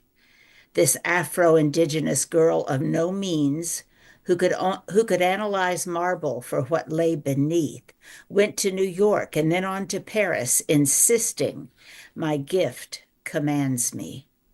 She studied a stranger in a Paris cafe, perfectly rendered his well-proportioned face, identifying him as a representation of her growing discontent over minimal freedom and not enough time, constant sexism, racism, and poverty. Still, Nancy Prophet did not bend an inch, determined to give the world beauty. Exhibitions, critical acclaim, but independence remained elusive. Praise for silence, Congolese, and peace, but for her it made no difference. In the end, she served once more in a kitchen, a domestic, in exchange for her room and board, and a place to hold stone and give it form, to do what her gift commanded. Oh, very cool poem. Great story. Sharing that backstory Oh, of the artist she too. was a Yeah. force. And it's just, I mean, it was the 1920s, and she just totally broke free of all expectations of her because of her background and status in this country. And she made her own way, but she was working for a professor who raised money from benefactors to pay for her funeral. She had a heart attack while she was working for him as a domestic. Yeah, well, very cool. It was really wonderful poem. Thanks so much for sharing that. Really cool Thank to hear all you. that story and see the artist too. Thanks for sharing that, Nancy. All right, yeah, there's Nancy Tennell with a Prophet, and Katie's trying to come back, so we'll wait 1 second and let Katie come in. Scooch back over. Okay. There you go. We'll see. Hopefully, that's the only exit. We'll see. We'll see. We'll see. Okay. Okay. Okay. But all is settled back down. Okay. Sorry for whoever I missed. Oh, no problem. No problem at all. We yeah, a wonderful. This was the art fight. Nancy Tennell had Nancy Elizabeth Prophet, so we got to see that. All right. Let's go next to Chelsea McGlynn. Hello. Hey, Chelsea. Great to see you. So Chelsea is a very hard name to search for artists. Because if you search Chelsea artists, all you get is Chelsea, New York or Chelsea, London artists who live in those locations. Oh, that's tricky. Yeah, I got to trick Google somehow. Right. But luckily I found a couple of McGlynns to work with instead. So the artist I picked was Casey McGlynn. And I titled my poem after the title of his painting because he titles all his paintings very intriguing things. And I tried to write the poem similar to how he painted, which is very erratic. So here goes. All right. If an asteroid falls to Earth, this horse grows wings. And like a bumblebee, she shouldn't be able to fly, round-bellied and covered in a soft fuzz. Although I feel it necessary to interrupt to say that bumblebee fact is a myth. If bumblebees were fixed-wing aircraft, sure, they wouldn't have lift. But luckily, those little guys can flap, and flap they do. Which is to say, the horse can either fly or it can't. No self-delusion will get her in the air, but neither will a fact of physics keep her on the ground. I feel obligated to correct misinformation wherever it appears, even if it ruins my own metaphor. The metaphor that somehow knowledge ruins ambition. If you think you can't, you can't. But hey, sometimes you think you can and you still can't. Like with me and lying. My husband tries to coach me on it. We start small, just the absence of truth, a silence instead of a word. Let him do the talking. And still, I interrupt to tell the waiter that it's not really our anniversary, but we'll still take the free sparkling wine. Did you notice a little lie in there? It wasn't wine, it was juice, but it was still sparkling, like the wings that would grow on this horse, not feathered, but iridescently scaled, like something with the power to sting. Yeah, beautiful. I love the humor and then the way the humor turns. A really beautiful, beautiful poem. And I love the art too. Yeah. Really neat. Yeah, right? Yeah. Well, thanks so much for sharing that, Chelsea. Thank you. Yeah. So once again, that was Chelsea McGlynn with "If an asteroid falls to Earth, this horse grows wings." So really cool title of that painting too. Yeah. Should we? I'm not sure we should show the painting first or the poem first. What's the better way to go? What do you liking better? I like the painting first personally, but I don't know. It's like both have merit, right? That's true. Mm-hmm. Painting first, says Jared. Okay. Okay, well, Jared Campbell. Jared has declared. We have the judgment. Okay. Let's go next to Beth Heller. Hi. Hey, Beth. Great to see you. Good to see you too. So I found an artist named Helen Heller. She also turns out she was a poet. She did woodcuts, and she did a whole series of woodcuts of poems. She did tankas, but I don't know how to do a tanka. I don't know how to do a Hebun either, but everybody's been talking about them, so I thought I'd try. And then, so I came up with this. And it's called Pairings. So she shaves off bits of self to keep going, moving between studios, seeking. She pares away clothes, teachers, husbands. Woodblock carving becomes her. She carves herself smaller as she goes, leaving slivers of self, scattered leaves of printed paper, bringing news of the world as she sees it. Others see her talent for telling as she brings sheaves and reams of story to the streets. They gather her up, but there is so much less of her. Her cherry, her boxwood, her bones, thinner and harder to find. Finally, her pine box, solitary. Nothing left but tissue and ink. Carve smaller, keep moving. See reams of story, print news of the world. Gather less, her bones thinner and harder to find. Nothing left but tissue and ink. Carve yourself smaller, hair and print. Gather nothing, bones, tissue, ink. So kind of burning Hyben a bit. Yeah. I don't know if it's intentional, but that's the way, that's that form where you carve it down a little bit more and more into the thing. So very cool. Yeah. Thanks so much for sharing that, Beth. Yeah, it was Beth Heller with Pairings. All right. And I showed the painting, right? Yeah, I showed the wood carving. Okay. Sorry. Yeah, better do it first or else Jared Campbell. Exactly. Well, I just had to double check. All right, let's go to Dick Westheimer next. Hey, y'all. Hey, Dick. Good to be with you. My poem's a little long, so I'm just going to jump in. I found a artist named Dick. There weren't a lot of them. Well, painters. I searched for painters named Dick, and I found this Dutch one who is known for self-portraits and still lifes and exploring sort of death, memento mori, through his paintings. And the other impetus for this was I was listening to your podcast, Katie, and you said something about, oh, I'm so tired of poems like that have ships in them. I wrote one like last week, to be clear. And I thought, well, I just have to, and so I came up with the title, which actually just drove the poem, Still Life on a Pitching Ship. And the poem has nothing to do with ships, but the title motivated me. And the epigraph from Macbeth, which I saw last night, life's but a walking shadow, a poor player that struts and frets his hour upon the stage and then is heard no more.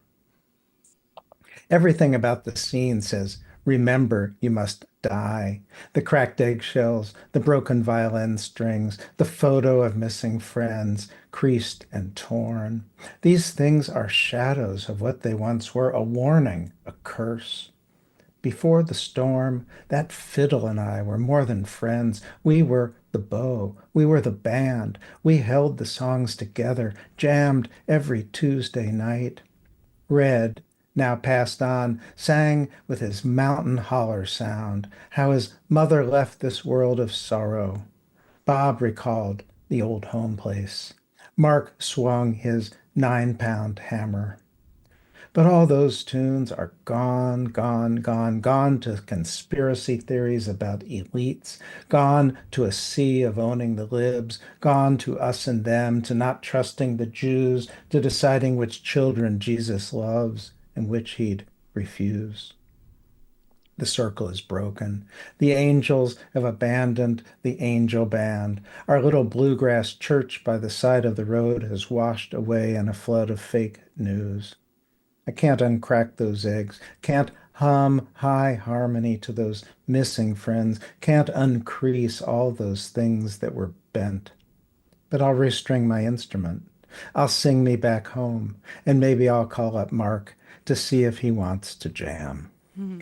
Yeah, very cool. I love the butt in there at the very end. Yeah. That turn is really great. Sense and shift in the voice. I love the title too. Yeah. It really works. Well, yeah. thank you, Katie, for the title. You have some experience writing ekphrastic poems.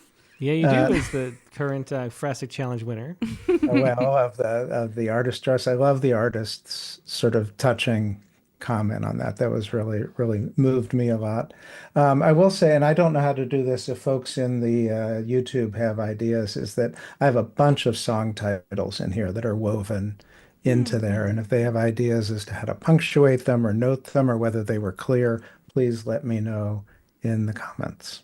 I definitely picked up that they were song titles for what it's worth, but Yep. it is hard, right? Because italicizing them feels like a little bit too much. Too It's much. too emphatic. Yeah, Yeah. it feels like you want to sing it or something. It's Yeah, I think doing it that way would be Yeah. good. We had one poem that did it in different font, which I found very. It was a.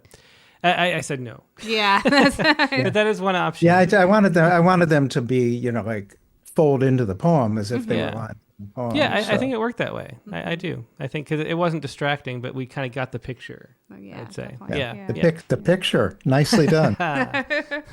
Accidental dad joke. Thank you all. right. Appreciate you. Thanks, Dick. Thank yeah. you. Yeah, definitely. Always a pleasure. Yeah, it was Dick Westheimer with Still Life on a Pitching Ship. I don't remember saying that on the poetry space, by the way. Well, but I did. Well, how much of that whiskey did you have? I don't know. All right, let's go to Audrey Friedman next. Hi, everyone. Hey, Audrey, great to see you. Thank you. I didn't have much to choose from with either first or last name, but there was one that was kind of interesting, who did representational art. It almost looks like collage to me. It's called a vanitas painting. Interesting. Yeah, so this is Study of a Lifetime on a Table after Audrey Flack, Marilyn, one of a series of Anita's paintings. Snapshots trapped in a frame of what looks like an unblemished young woman. Cherry lipstick sizzles and the floribunda bloom is finally open. It's at its prime, like the girl. The pears are well formed, voluptuous symbols of fertility. A cluster of grapes, plump, perfectly curved and juicy. A fleshy peach with the pit exposed, doomed to decompose. Calendars, a tipped hourglass, a shrinking candle. A Cartier watch with hands sweeping over numerals on its face. There is no wrist to strap it on. No one now to read it. Yeah, I love the ending of that. Yeah, I thanks really for love sharing that. Marilyn Monroe. Yeah. Yeah. Yeah. Wow. Yeah, well, thanks so much for sharing that, Audrey. That was great. Thanks. Thank you. Yeah, it was Audrey Friedman with A Study of a Lifetime on a Table. Next, let's go to Kimberly Gibson Tran. Hello there. Hey, Kimberly, great to see you. Yeah. Okay, so I have like the merging of kind of two inspirations with my painting that I found by Joyce Gibson. So just a coincidence that Stephen Gibson was the guest last time. Oh yeah. Yeah. But anyway, it's a an image that you see a lot with the koi fish. But it also brought to mind this line by the poet Allison Bennis White. So I wrote on a prompted poem on one of her lines that connects with this painting. Neat. And then I just kind of went my own way. So Memory Beginning on a Line by Allison Bennis White. A few red fish moving in slow circles can make a whirling wreath of shadows. I look down from the bridge to the end of the lilied water. They swallow the rice I threw in.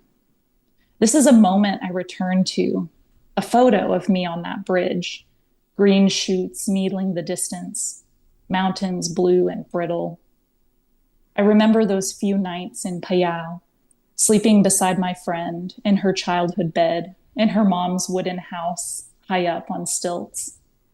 Her brother dozed on the entryway floor, in and out of consciousness, sweating his dengue fever. I wake before my friend, help her mom with breakfast in the kitchen. I flip the day's sticky rice to steam evenly in its latticed hammock. Her mom is gracious, like my mom is in front of my friends. The fire saved for family.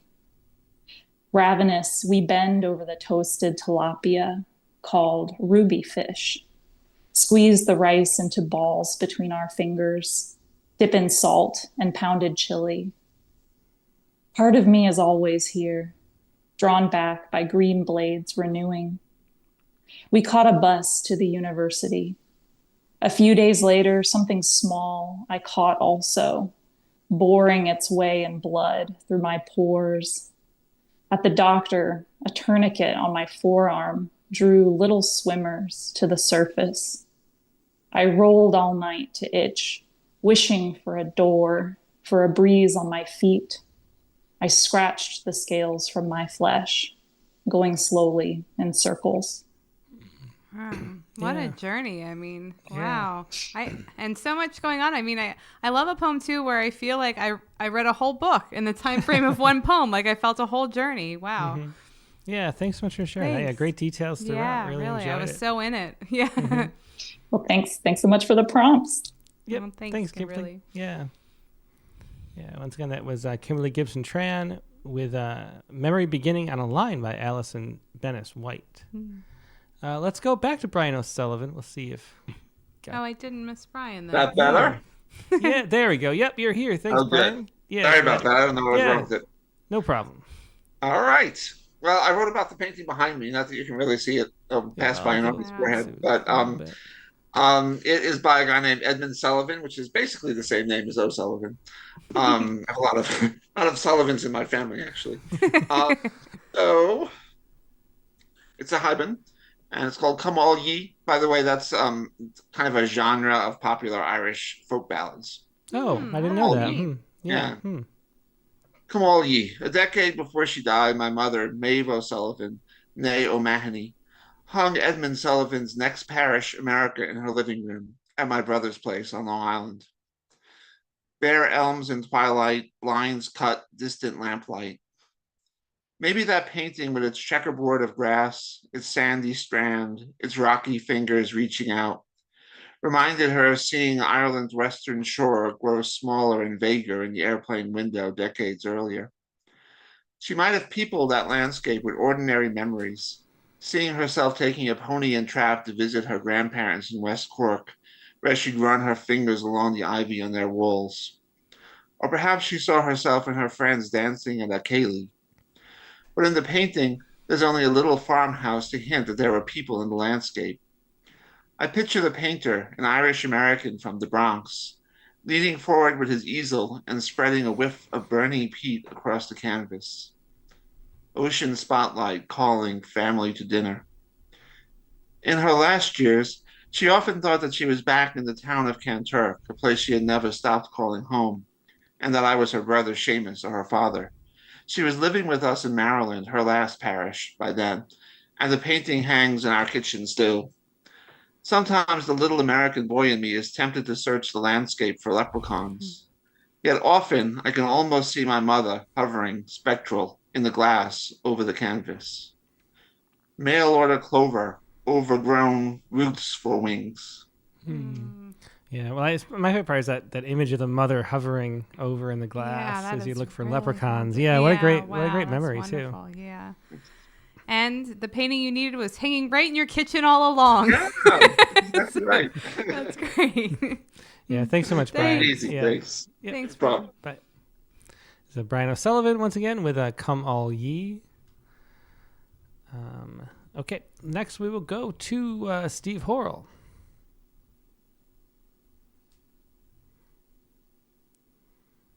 Okay. I managed to unmute. I take it.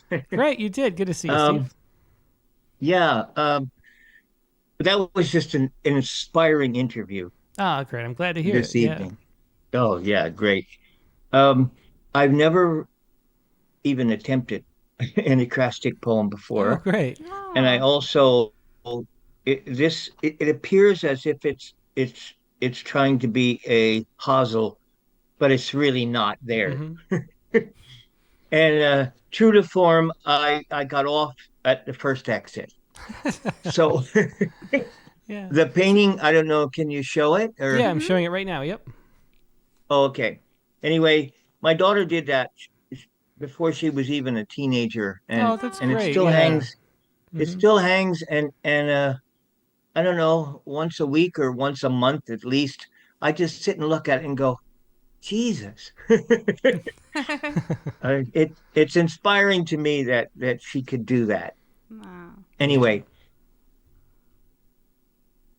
so I will read this. I called it limbs. The dance, singular, angular limbs. What we know, what we don't know, limbs. We are aware only as much as need, no longer ashamed of our limbs. The love erratic, hesitant, and yes, erotic, your limbs. The air, a web of movement, your face, your shattered body, your limbs. Beneath, the rattle of bones. Steve, out on a limb. That's great. Yeah, that's the last line. And that there's really cool painting. Thanks so much for sharing that, Steve. Thank you. Yeah, take a look at it once again. Thank you. Yeah, thanks so much. No, yeah. I'll whip back to YouTube so I can read them better. Great. Thank you. Well, thanks Bye. so much. Yeah. That was Steve Horrell with Limbs once again. And next, let's go. Who do we have left? Marcus Stevens is here. Hi, am I unmuted? You are. Hi. Yep, you are. Okay. It's good to see you, Marcus. And Hey, you've been on yeah. before, right? No, never. Oh, you haven't? Oh, first time. No. Okay, so where are you calling from? I'm actually calling from New Zealand. Wow. Nelson, New Zealand. Yeah, but I'm from Montana. Oh, well, very cool. Well, My thanks mom for... was just in New Zealand. She was. So she's about to tell me all about it now that she's back. A beautiful so I'm place. excited. The pictures amazing live pictures. up to the yeah, story. Wow. Yeah. Mm-hmm. Yeah, they make you promise that you won't stay when you come in because it's pretty tempting.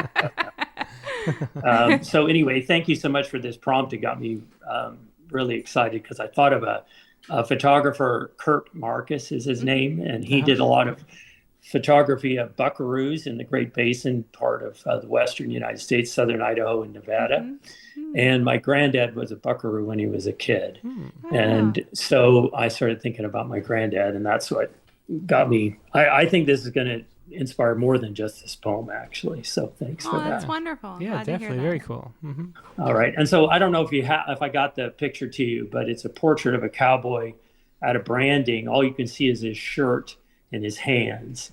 And you can see the blood on his hands and splattered on his shirt. Yeah, I saw it. It's in the second email, so I just got it up. Yeah. But great photo. Sorry, Yeah, really just interesting. figured that out. All right, so it's called Quick Knife. I don't remember Granddad with blood on his hands, but he always had a sharp knife, handy and warm from his pocket. Kept everything where it belonged, like his crew cut, short enough you could see his red burnt scalp. Old Buckaroo from Mayfield, Idaho, blowing red wing on a mouth harp, riding old cow ribs like spoons. He and Grandma got married and helped round up cattle the same day, bawling moms and calves for wedding bells. Now I've been to brandings, lent my city soft hands for the day, did the only job available for the not a cowboy, dodging horses' hooves, the real cowboys cutting and dragging new babes to the fire. Wrestle down the calf, boot heel fast in his side, hold tight that bucking leg. Watch the flash and slice, sharp as a razor pocket knife. Quick blood splattered on a white pearl snapped shirt. Blue skin beneath a little purse of hide. Rusty bucket full of testicles, crime. I can say firsthand, it's not the cutting that makes a calf bald, not losing his mom, but the slow, inescapable pain of hot iron, singeing burnt hair, sickening smoke mixed with the sweet perfume of green cow flops. The slow pain of, maybe that's what Granddad had always secretly dreaded. The slow pain of fire, something humiliating, something like a brand you can't erase. I know for sure he thought old folks' homes smelled worse than burnt hair and cow shit. So fire might be the worst thing that ever happened to Granddad, if you don't count losing 2 children before him, then Grandma young to cancer. Life like that, long, slow pain you can't escape. I think he never forgot, as long as he was alive and able to remember, the day the doddering, lonely cowboy put ashes in the trash and burned the shed down. Red lights and sirens, his old concertina, his harp and bones, black and white photos of a young buckaroo with a heartbreaking head of hair, white tipped all the way back, stampede strapped and grin. All gone in an embarrassing plume of smoke his neighbors could not miss. And a lecture to boot from some scrawny kid barely old enough to be his grandson. Like he was too daft to keep everything where it belonged. Like he never knew how to tend a branding fire, how to neatly cut a steer, never felt blood drying on his hands. He died alone, tying his shoes, trailer house in the tumbleweed. That stroke came just like he always hoped it would, quick like a knife. One lace neatly tied up, one half undone. Yeah, well, great use of that personal story. A lot to mine there in the family history. Yeah, it does cool. feel like you have more than one poem to go on for here. That's exciting. Okay. Thanks. Yeah, I really enjoyed it. Thank you so much. Great. Thank you. Yeah, thanks. That was Marcus Stevens again with Quick Knife. And here's another shot of the photograph there that went with it. Yeah, very interesting. Yeah, thanks for sharing that, Marcus. Yeah, I hope you come back soon. Yeah. Thank you. Thanks. All right. And next, let's go to Jeff Stumpo. Hey, everybody. Hey, Jeff. Yeah, thanks for being here. So despite Stumpo not being a very common last name, there are 3 artists who share it. Wow. And this poem involves them, but is largely a metatextual exercise. Side effects of searching for myself. Amidst the old poems and student reviews, there are the names that are mine and are not mine, our ancestry merging so far back, we sometimes don't even have a language in common.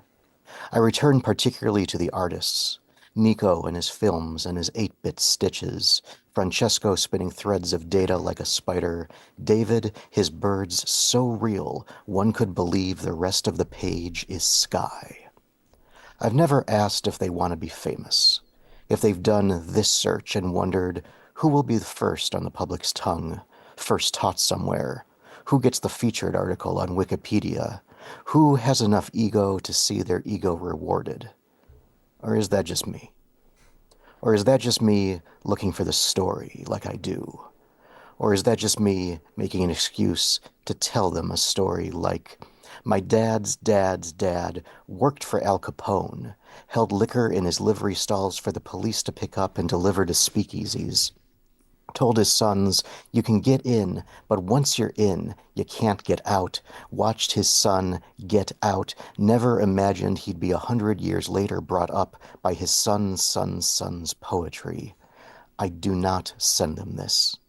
I hide it like a stitch in a spider's web backlit by sky. I hide it like a bottle in the hay for the day when they go looking for themselves and find someone else. And here, hidden further yet in the bottle, the truth I found while looking for something else. We are in, all of us. If you think I am talking to you now, I am. Not because of some shared name, but because we are those who make. Yeah, very interesting poem. And I love that line, who has enough ego to see their ego rewarded? I'll think of that. Yeah. But, yeah, very cool. Thanks for hearing that. And you said it was a metatextual poem. I like that phrase too. Thanks, y'all.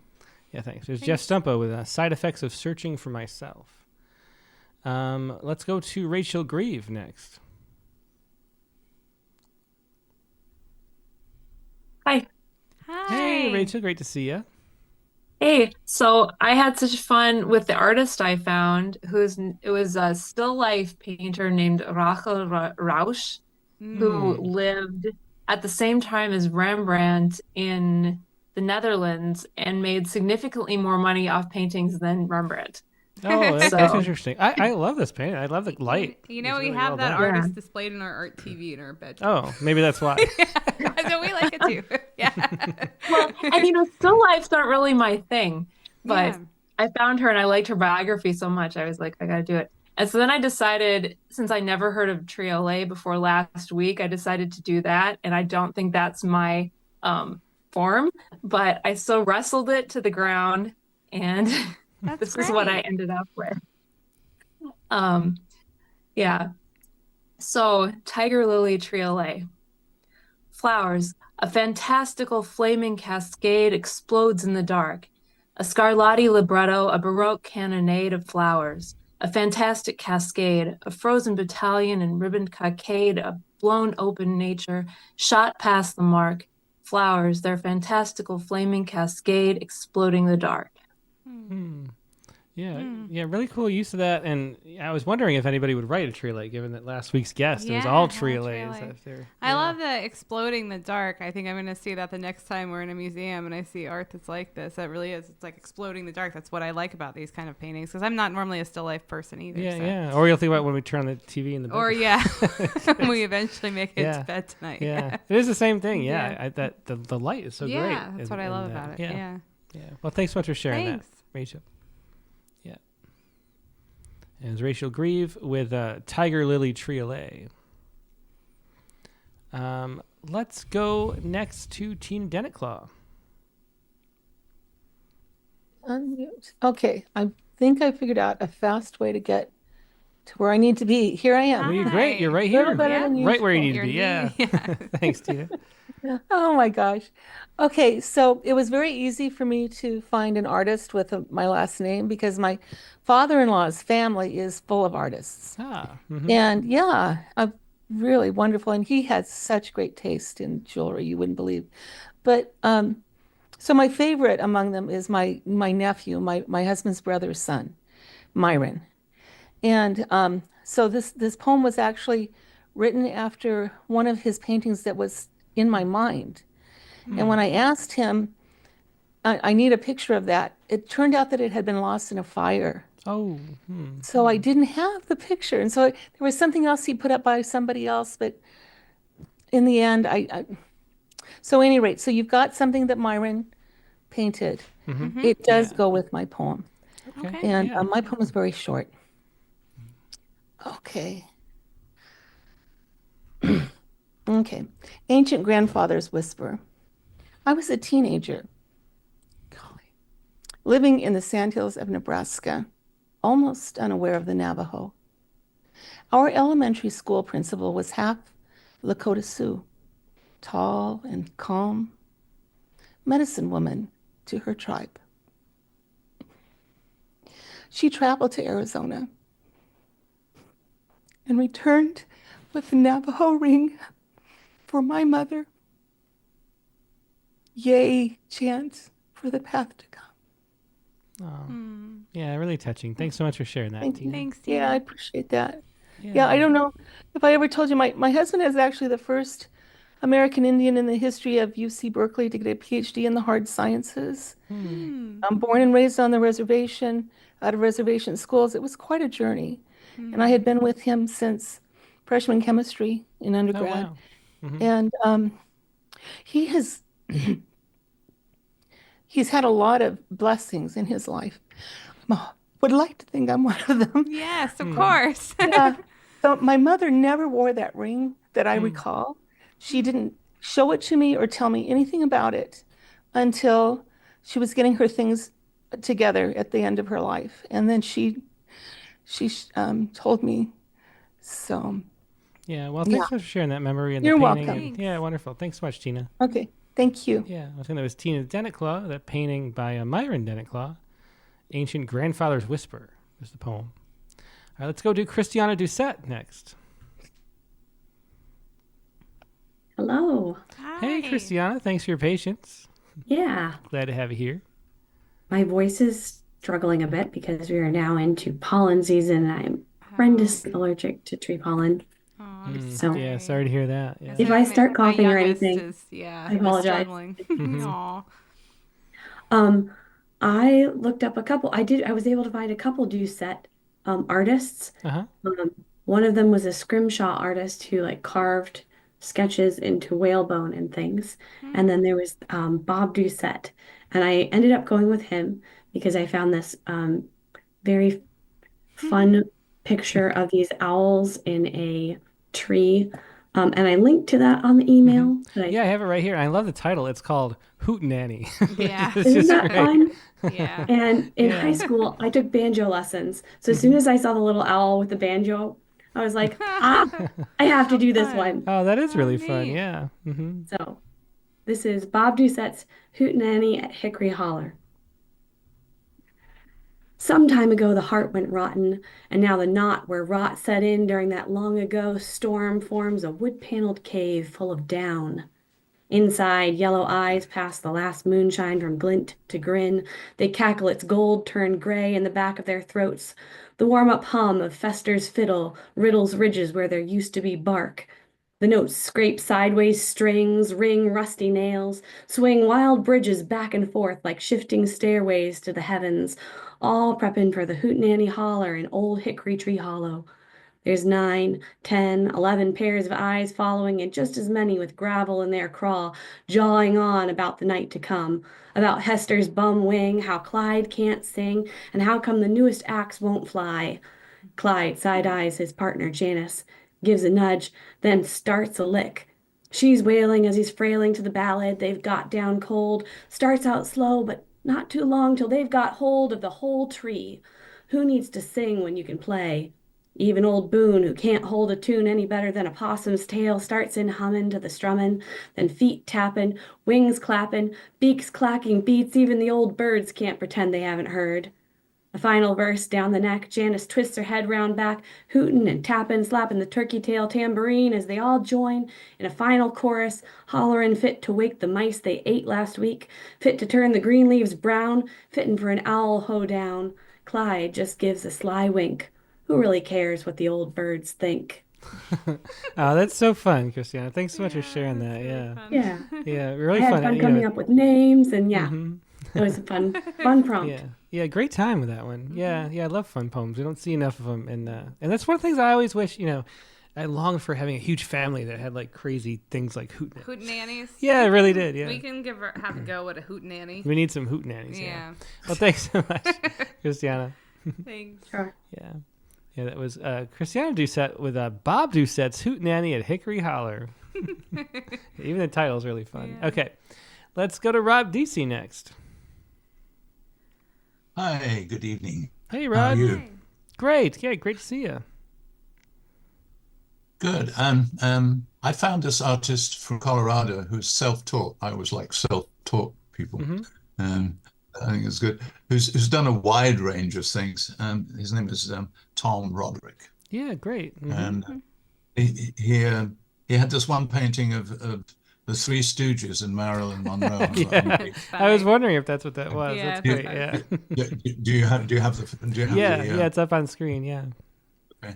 Anyway, it looked very cinematic to me, movie stars on the beach. So I wrote it as a scene from a movie, like a documentary or whatever. Yeah. And it's called Fantastic L.A. Set Piece. And I put in as a epigraph, background soundtrack, Morrison Hotel by the Doors, a quintessential LA band. The Three Stooges, Curly, Moe, and Larry, are on what seems to be Santa Monica's famous beach. But a closer inspection makes clear these sands belong to time.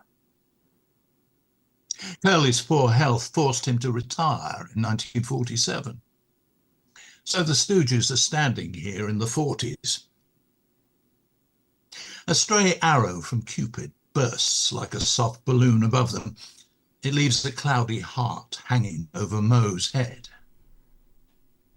The object of his subsequent romantic yearning is the fabulous goddess of Hollywood's golden age, Marilyn Monroe. Her unattainable beauty freezes Curly and Larry in place. Marilyn's bare toes wriggle in the sand of the 50s as she towers over the Stooges, adopting a succession of familiar poses designed to show her physical perfection. She serves a cruel master, Fame, who won't let her relax for a second. If we look behind her eyes, Norma Jean is there, shakily holding back the relentless pressure. She keeps picking up and putting down a fistful of barbiturates. Not yet, she murmurs to herself. Not until I can't keep the cracks hidden. Bloody red sun, the arc of stars. Yeah, very nice. Yeah, yeah. Really I love the haiku and the way that expands to all of it. Yeah, it's really nice, Rod. Yeah, thanks for sharing that, Rod. Yeah. Thanks. Yep, that was Rod DC with a Fantastic LA Set Piece. Yeah, and the Set Piece is a great title too. All right, let's go to Dennis Usden next.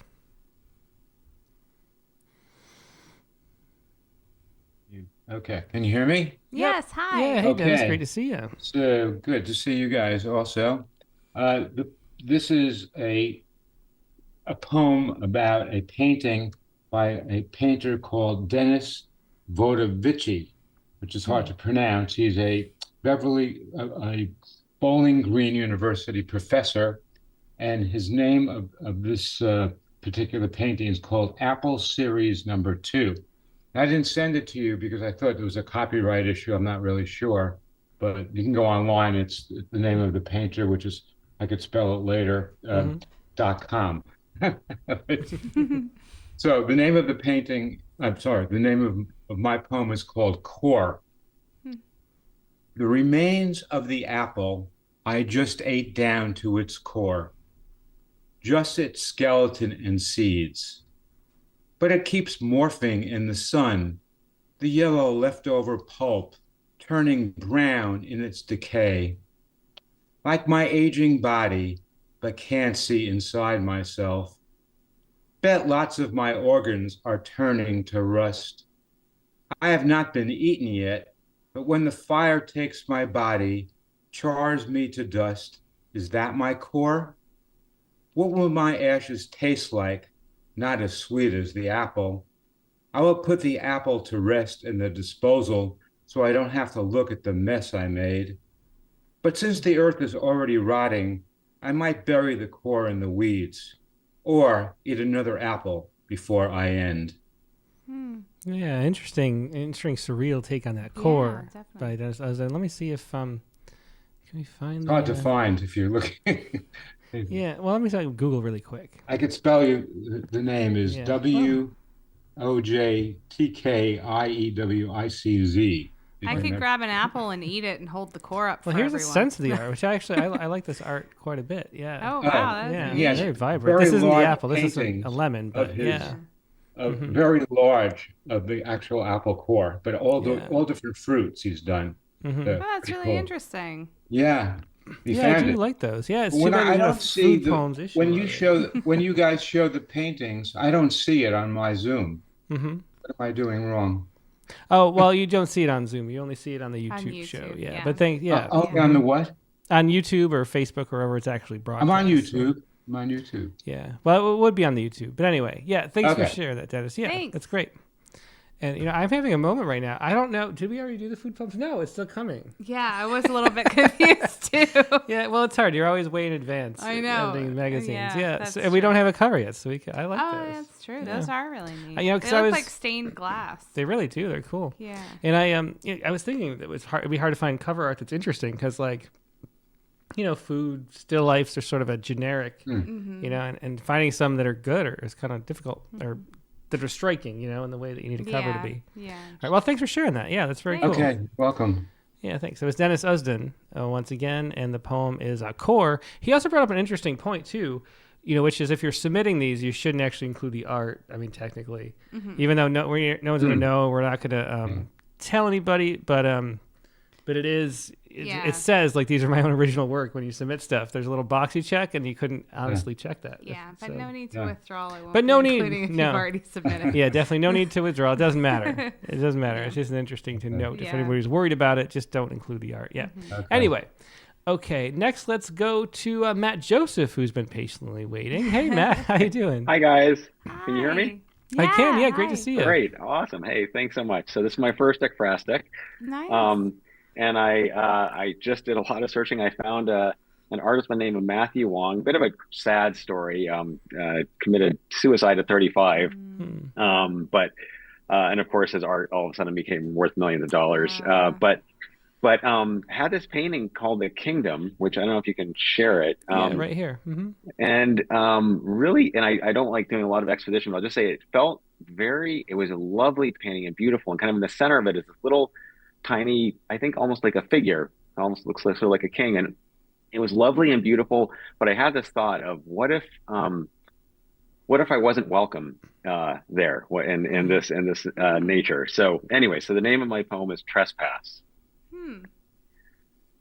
Speckled minions rise, seek the morning sky's blessing, that abundance of light beckoning from above, display of green and damp and honeysuckle worshiping at their roots, while I, beetle-sized, gaze out from my mushroom throne, invisible to passing trampers, visible to none but those who bow their heads in the church of rain, or catch an errant toe and yard sail their lives, prostrate on my mossy fief, sudden startled witnesses to the hiss and flicker rising beneath my earthworm crown, realizing, too late for their own saving, I am made of fire.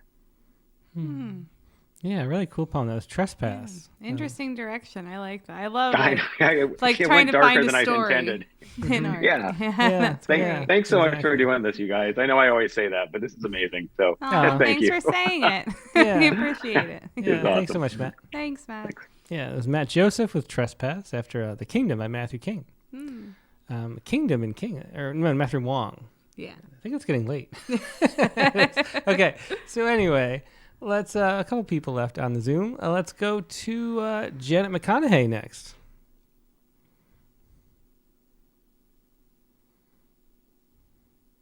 Janet, are you there? I had to find the mic icon. Hi, we got you now. Yeah, thanks so much for joining in. I put a photograph up on Zoom, but it doesn't show. Yeah, I'm not sure about that. I don't know. Yeah, I don't use the Zoom that much, Yeah. actually. Surprisingly, we Zoom it every week, but I don't know my way around the Zoom much. But anyway, so what did you share your art by? Did you send this in? I sent a link. Oh, great. Okay, well, I'll pull it up via the link. Yeah. Or in the They're by an artist named Marty McConaughey. Mm-hmm. And there's about 120 pictures or 112 pictures on that page, and it's sort of about them all, and partly about the ninth in that on that page, which is called "Running in Circles 2." Okay, well, let me pull it up yet, and then 1 second. The ninth one on this page. Hang on. I'll get It's there. blue. I'll get there. It's blue. Yeah. Okay. 1, 2, 3, 4, 5, 6, 7, 8, 9. Ah, here we go. Okay. We got it.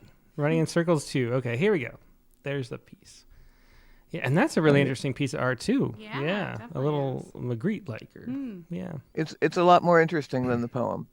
I don't know about that, but yeah, let's hear it. One can but try.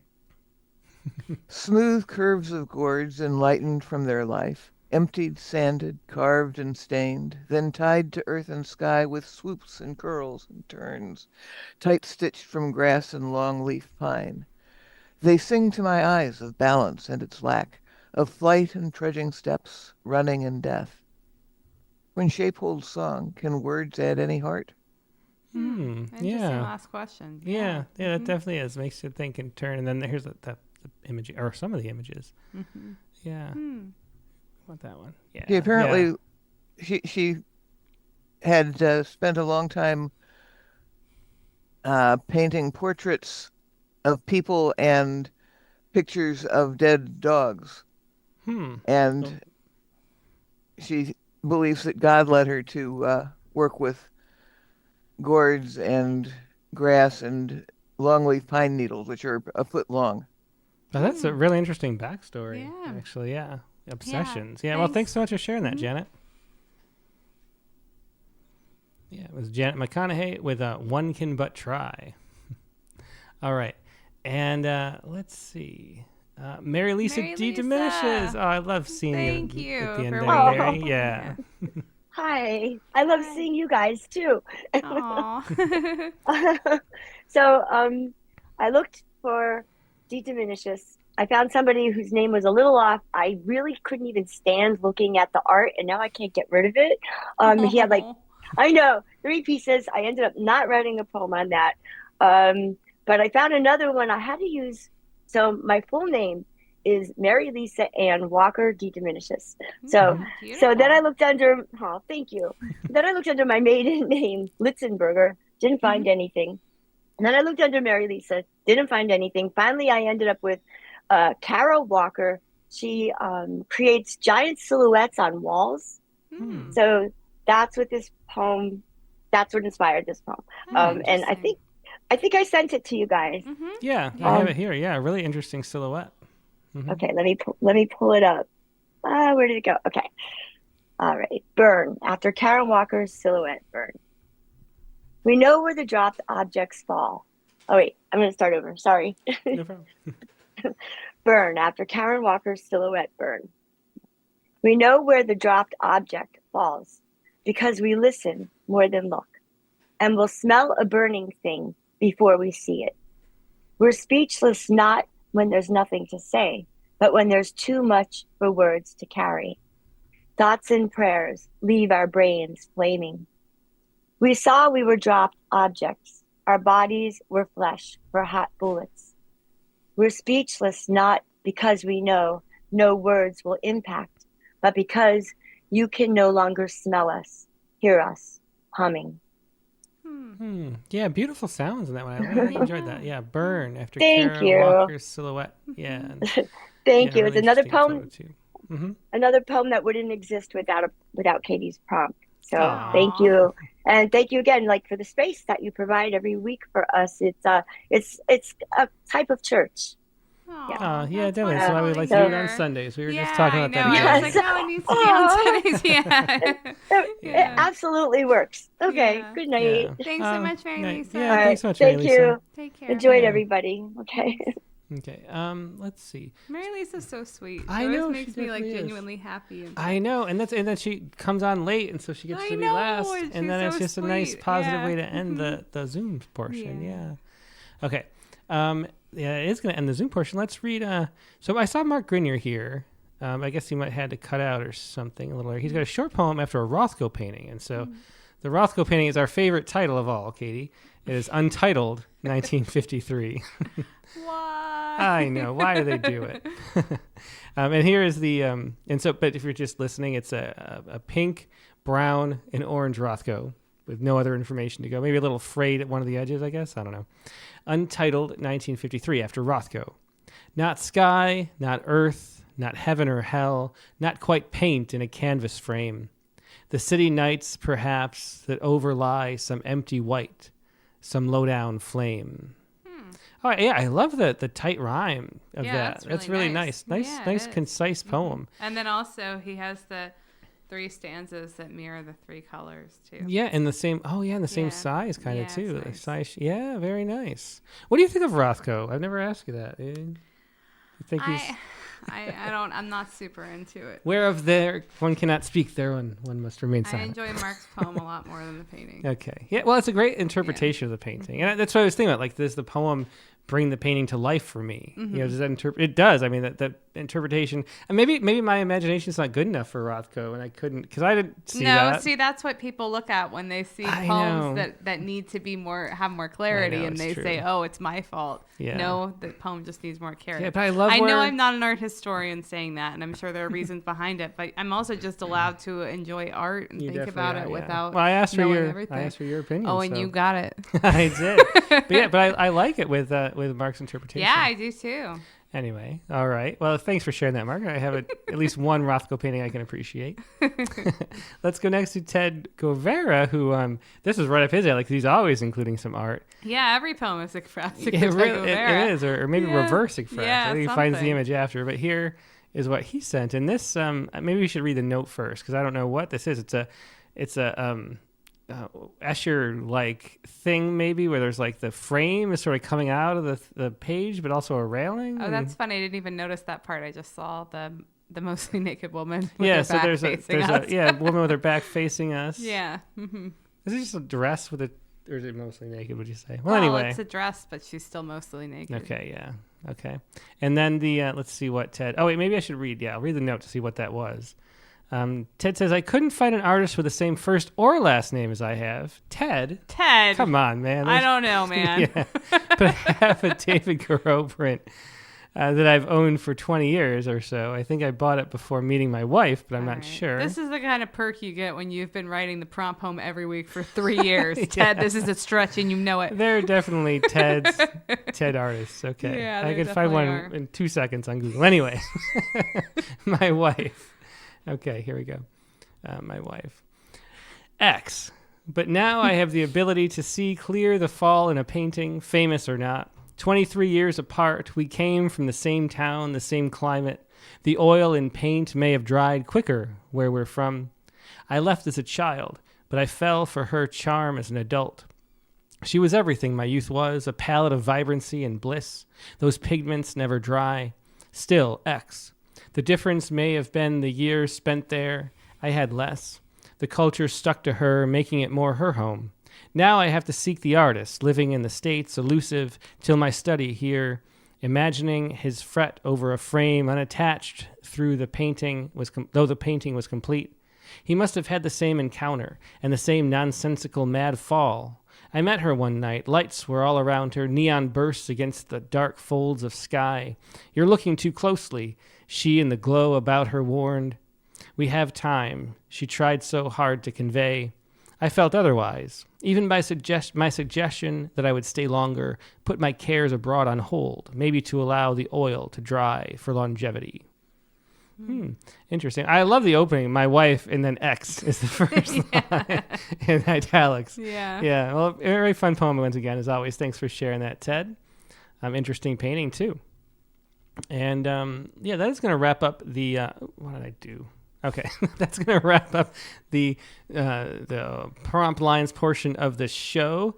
let's take a gander at. So now as we explained last week, I'm ditching the haiku. You are officially, because we didn't talk about this again. I was hoping that. Yeah, I like the idea of having like haiku that I could use other places and stuff too, and a little haiku. So trying to get Tim to write more. Yeah, she is, and it's the truth. The haiku didn't really work many places usually. I still enjoyed them. They were fun. I like the science, but then the science gets a little. Yeah, it gets a little. Okay. Okay. We have our reasons. We do. We have our reasons. So here is like the haiku. Yeah, that's gonna be hard to untrain your brain. That is, and in this, it was the equinox, and we were we had a little wedding party with the kids since we like eloped just the two of us at the Bach Tower. We almost a month ago now. Almost a month ago in 2 days. We decided to have like a party with the kids, like a wedding party. Our just what do I us call and it? the A reception. Yeah, a reception where it was 4 kids and us. Yeah. So we keep it small. Yeah. And so when we had the cake. Yeah, we did have cake. Yeah. So this is the little haiku here. Equinox, the last piece of wedding cake. Aww. Which is still in there, I believe. Yeah, it still exists. So yeah, I'm a little hungry. For now. For now. Anyway, that is the coup of the week. That would have been awkward if I ate it during the show. That would have. Like, well, not anymore. Not anymore. All right. Well, anyway, that is the coup of the week. Thanks already for being here and sharing that. What is your prompt this week, Katie? Let's see. Okay. Write a poem about a specific type of phobia you do not personally have, but know of someone that does. Interesting. Yeah. Yeah, well, a lot of phobia. I always love learning the obscure phobia names, too, to be honest, because I know, like, none of them, to be honest. It's kind of embarrassing. It's like the kind of thing you hear, and then I just instantly forget. But. Yeah, we have one of the, we talk about short poems a lot, and one of the poets that write short poems is Matthew Gavin Frank. And he has a whole book, I believe, on phobias, which, it's maybe cheating or ruin your inspiration to read it. But we published a few of them back, I don't know, 20, 15 years ago. So I wonder, one is nyctophobia, which is fear of the ocean. And the other is, no, that was fear of night. The other one was fear of ocean. But anyway, he has a whole book that are really good little poems. Anyway, that's a cool prompt. And what made you think of that prompt? I started, I came across one of the phobia type words and I had no idea what it meant. And then I Googled it and I was like, oh, this would be fun to explore and see. And then also it's one of those that I think we can learn a little bit more about everyone, which is always part of the goal, to be able to say, like, this isn't me, but I know somebody that is like this, and that'll be interesting. I know somebody who does. Okay, well, that might rule out some of the more obscure ones, maybe. Maybe. You can go meet maybe not. You're trying to get hints. Oh, you know what? Maybe we could find an obscure weird phobia and then call and figure out who... to introduce ourselves to someone who has that phobia, so we could write a poem about it. So this is for a class assignment. Yes. Anyway, so that is the prompt. Thanks for sharing that prompt, Katie, with us as always. And then I just wanted to mention that the most recent episode of the Poetry Space was a fun and rather wild one, where I also got the idea to involve fancy chocolates we got from the hotel, and I'm still not quite sure why.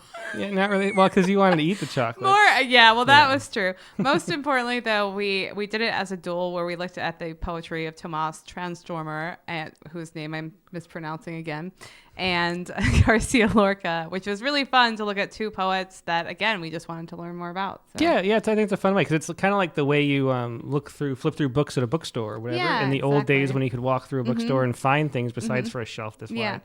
And really fun episode. That's the Poetry Space on anywhere you get your podcast. That's Katie's show that I join her for. Anyway, thanks everybody for being here. Now, next week's guest on the Rattlecast is going to be...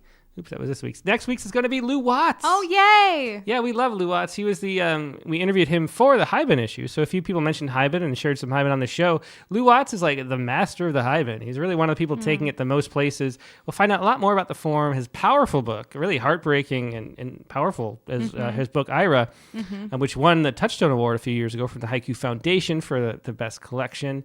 And, he's got just some great creative Haibin, a lot of thoughts about Haibin, and a really interesting background, personal life. Yeah. Growing up in a really hard place in that town he did, and then all the different things he's done before finding his way into getting really serious and becoming one of the best Haibin poets around. So that's Lou Watts. That's your Rattlecast 287 next Sunday, March 30th, 8 p.m. Eastern, 5 p.m. Pacific. Hope to see you there. Hope you have a great week. In the meantime, and we'll talk to you later. Good night. Good night.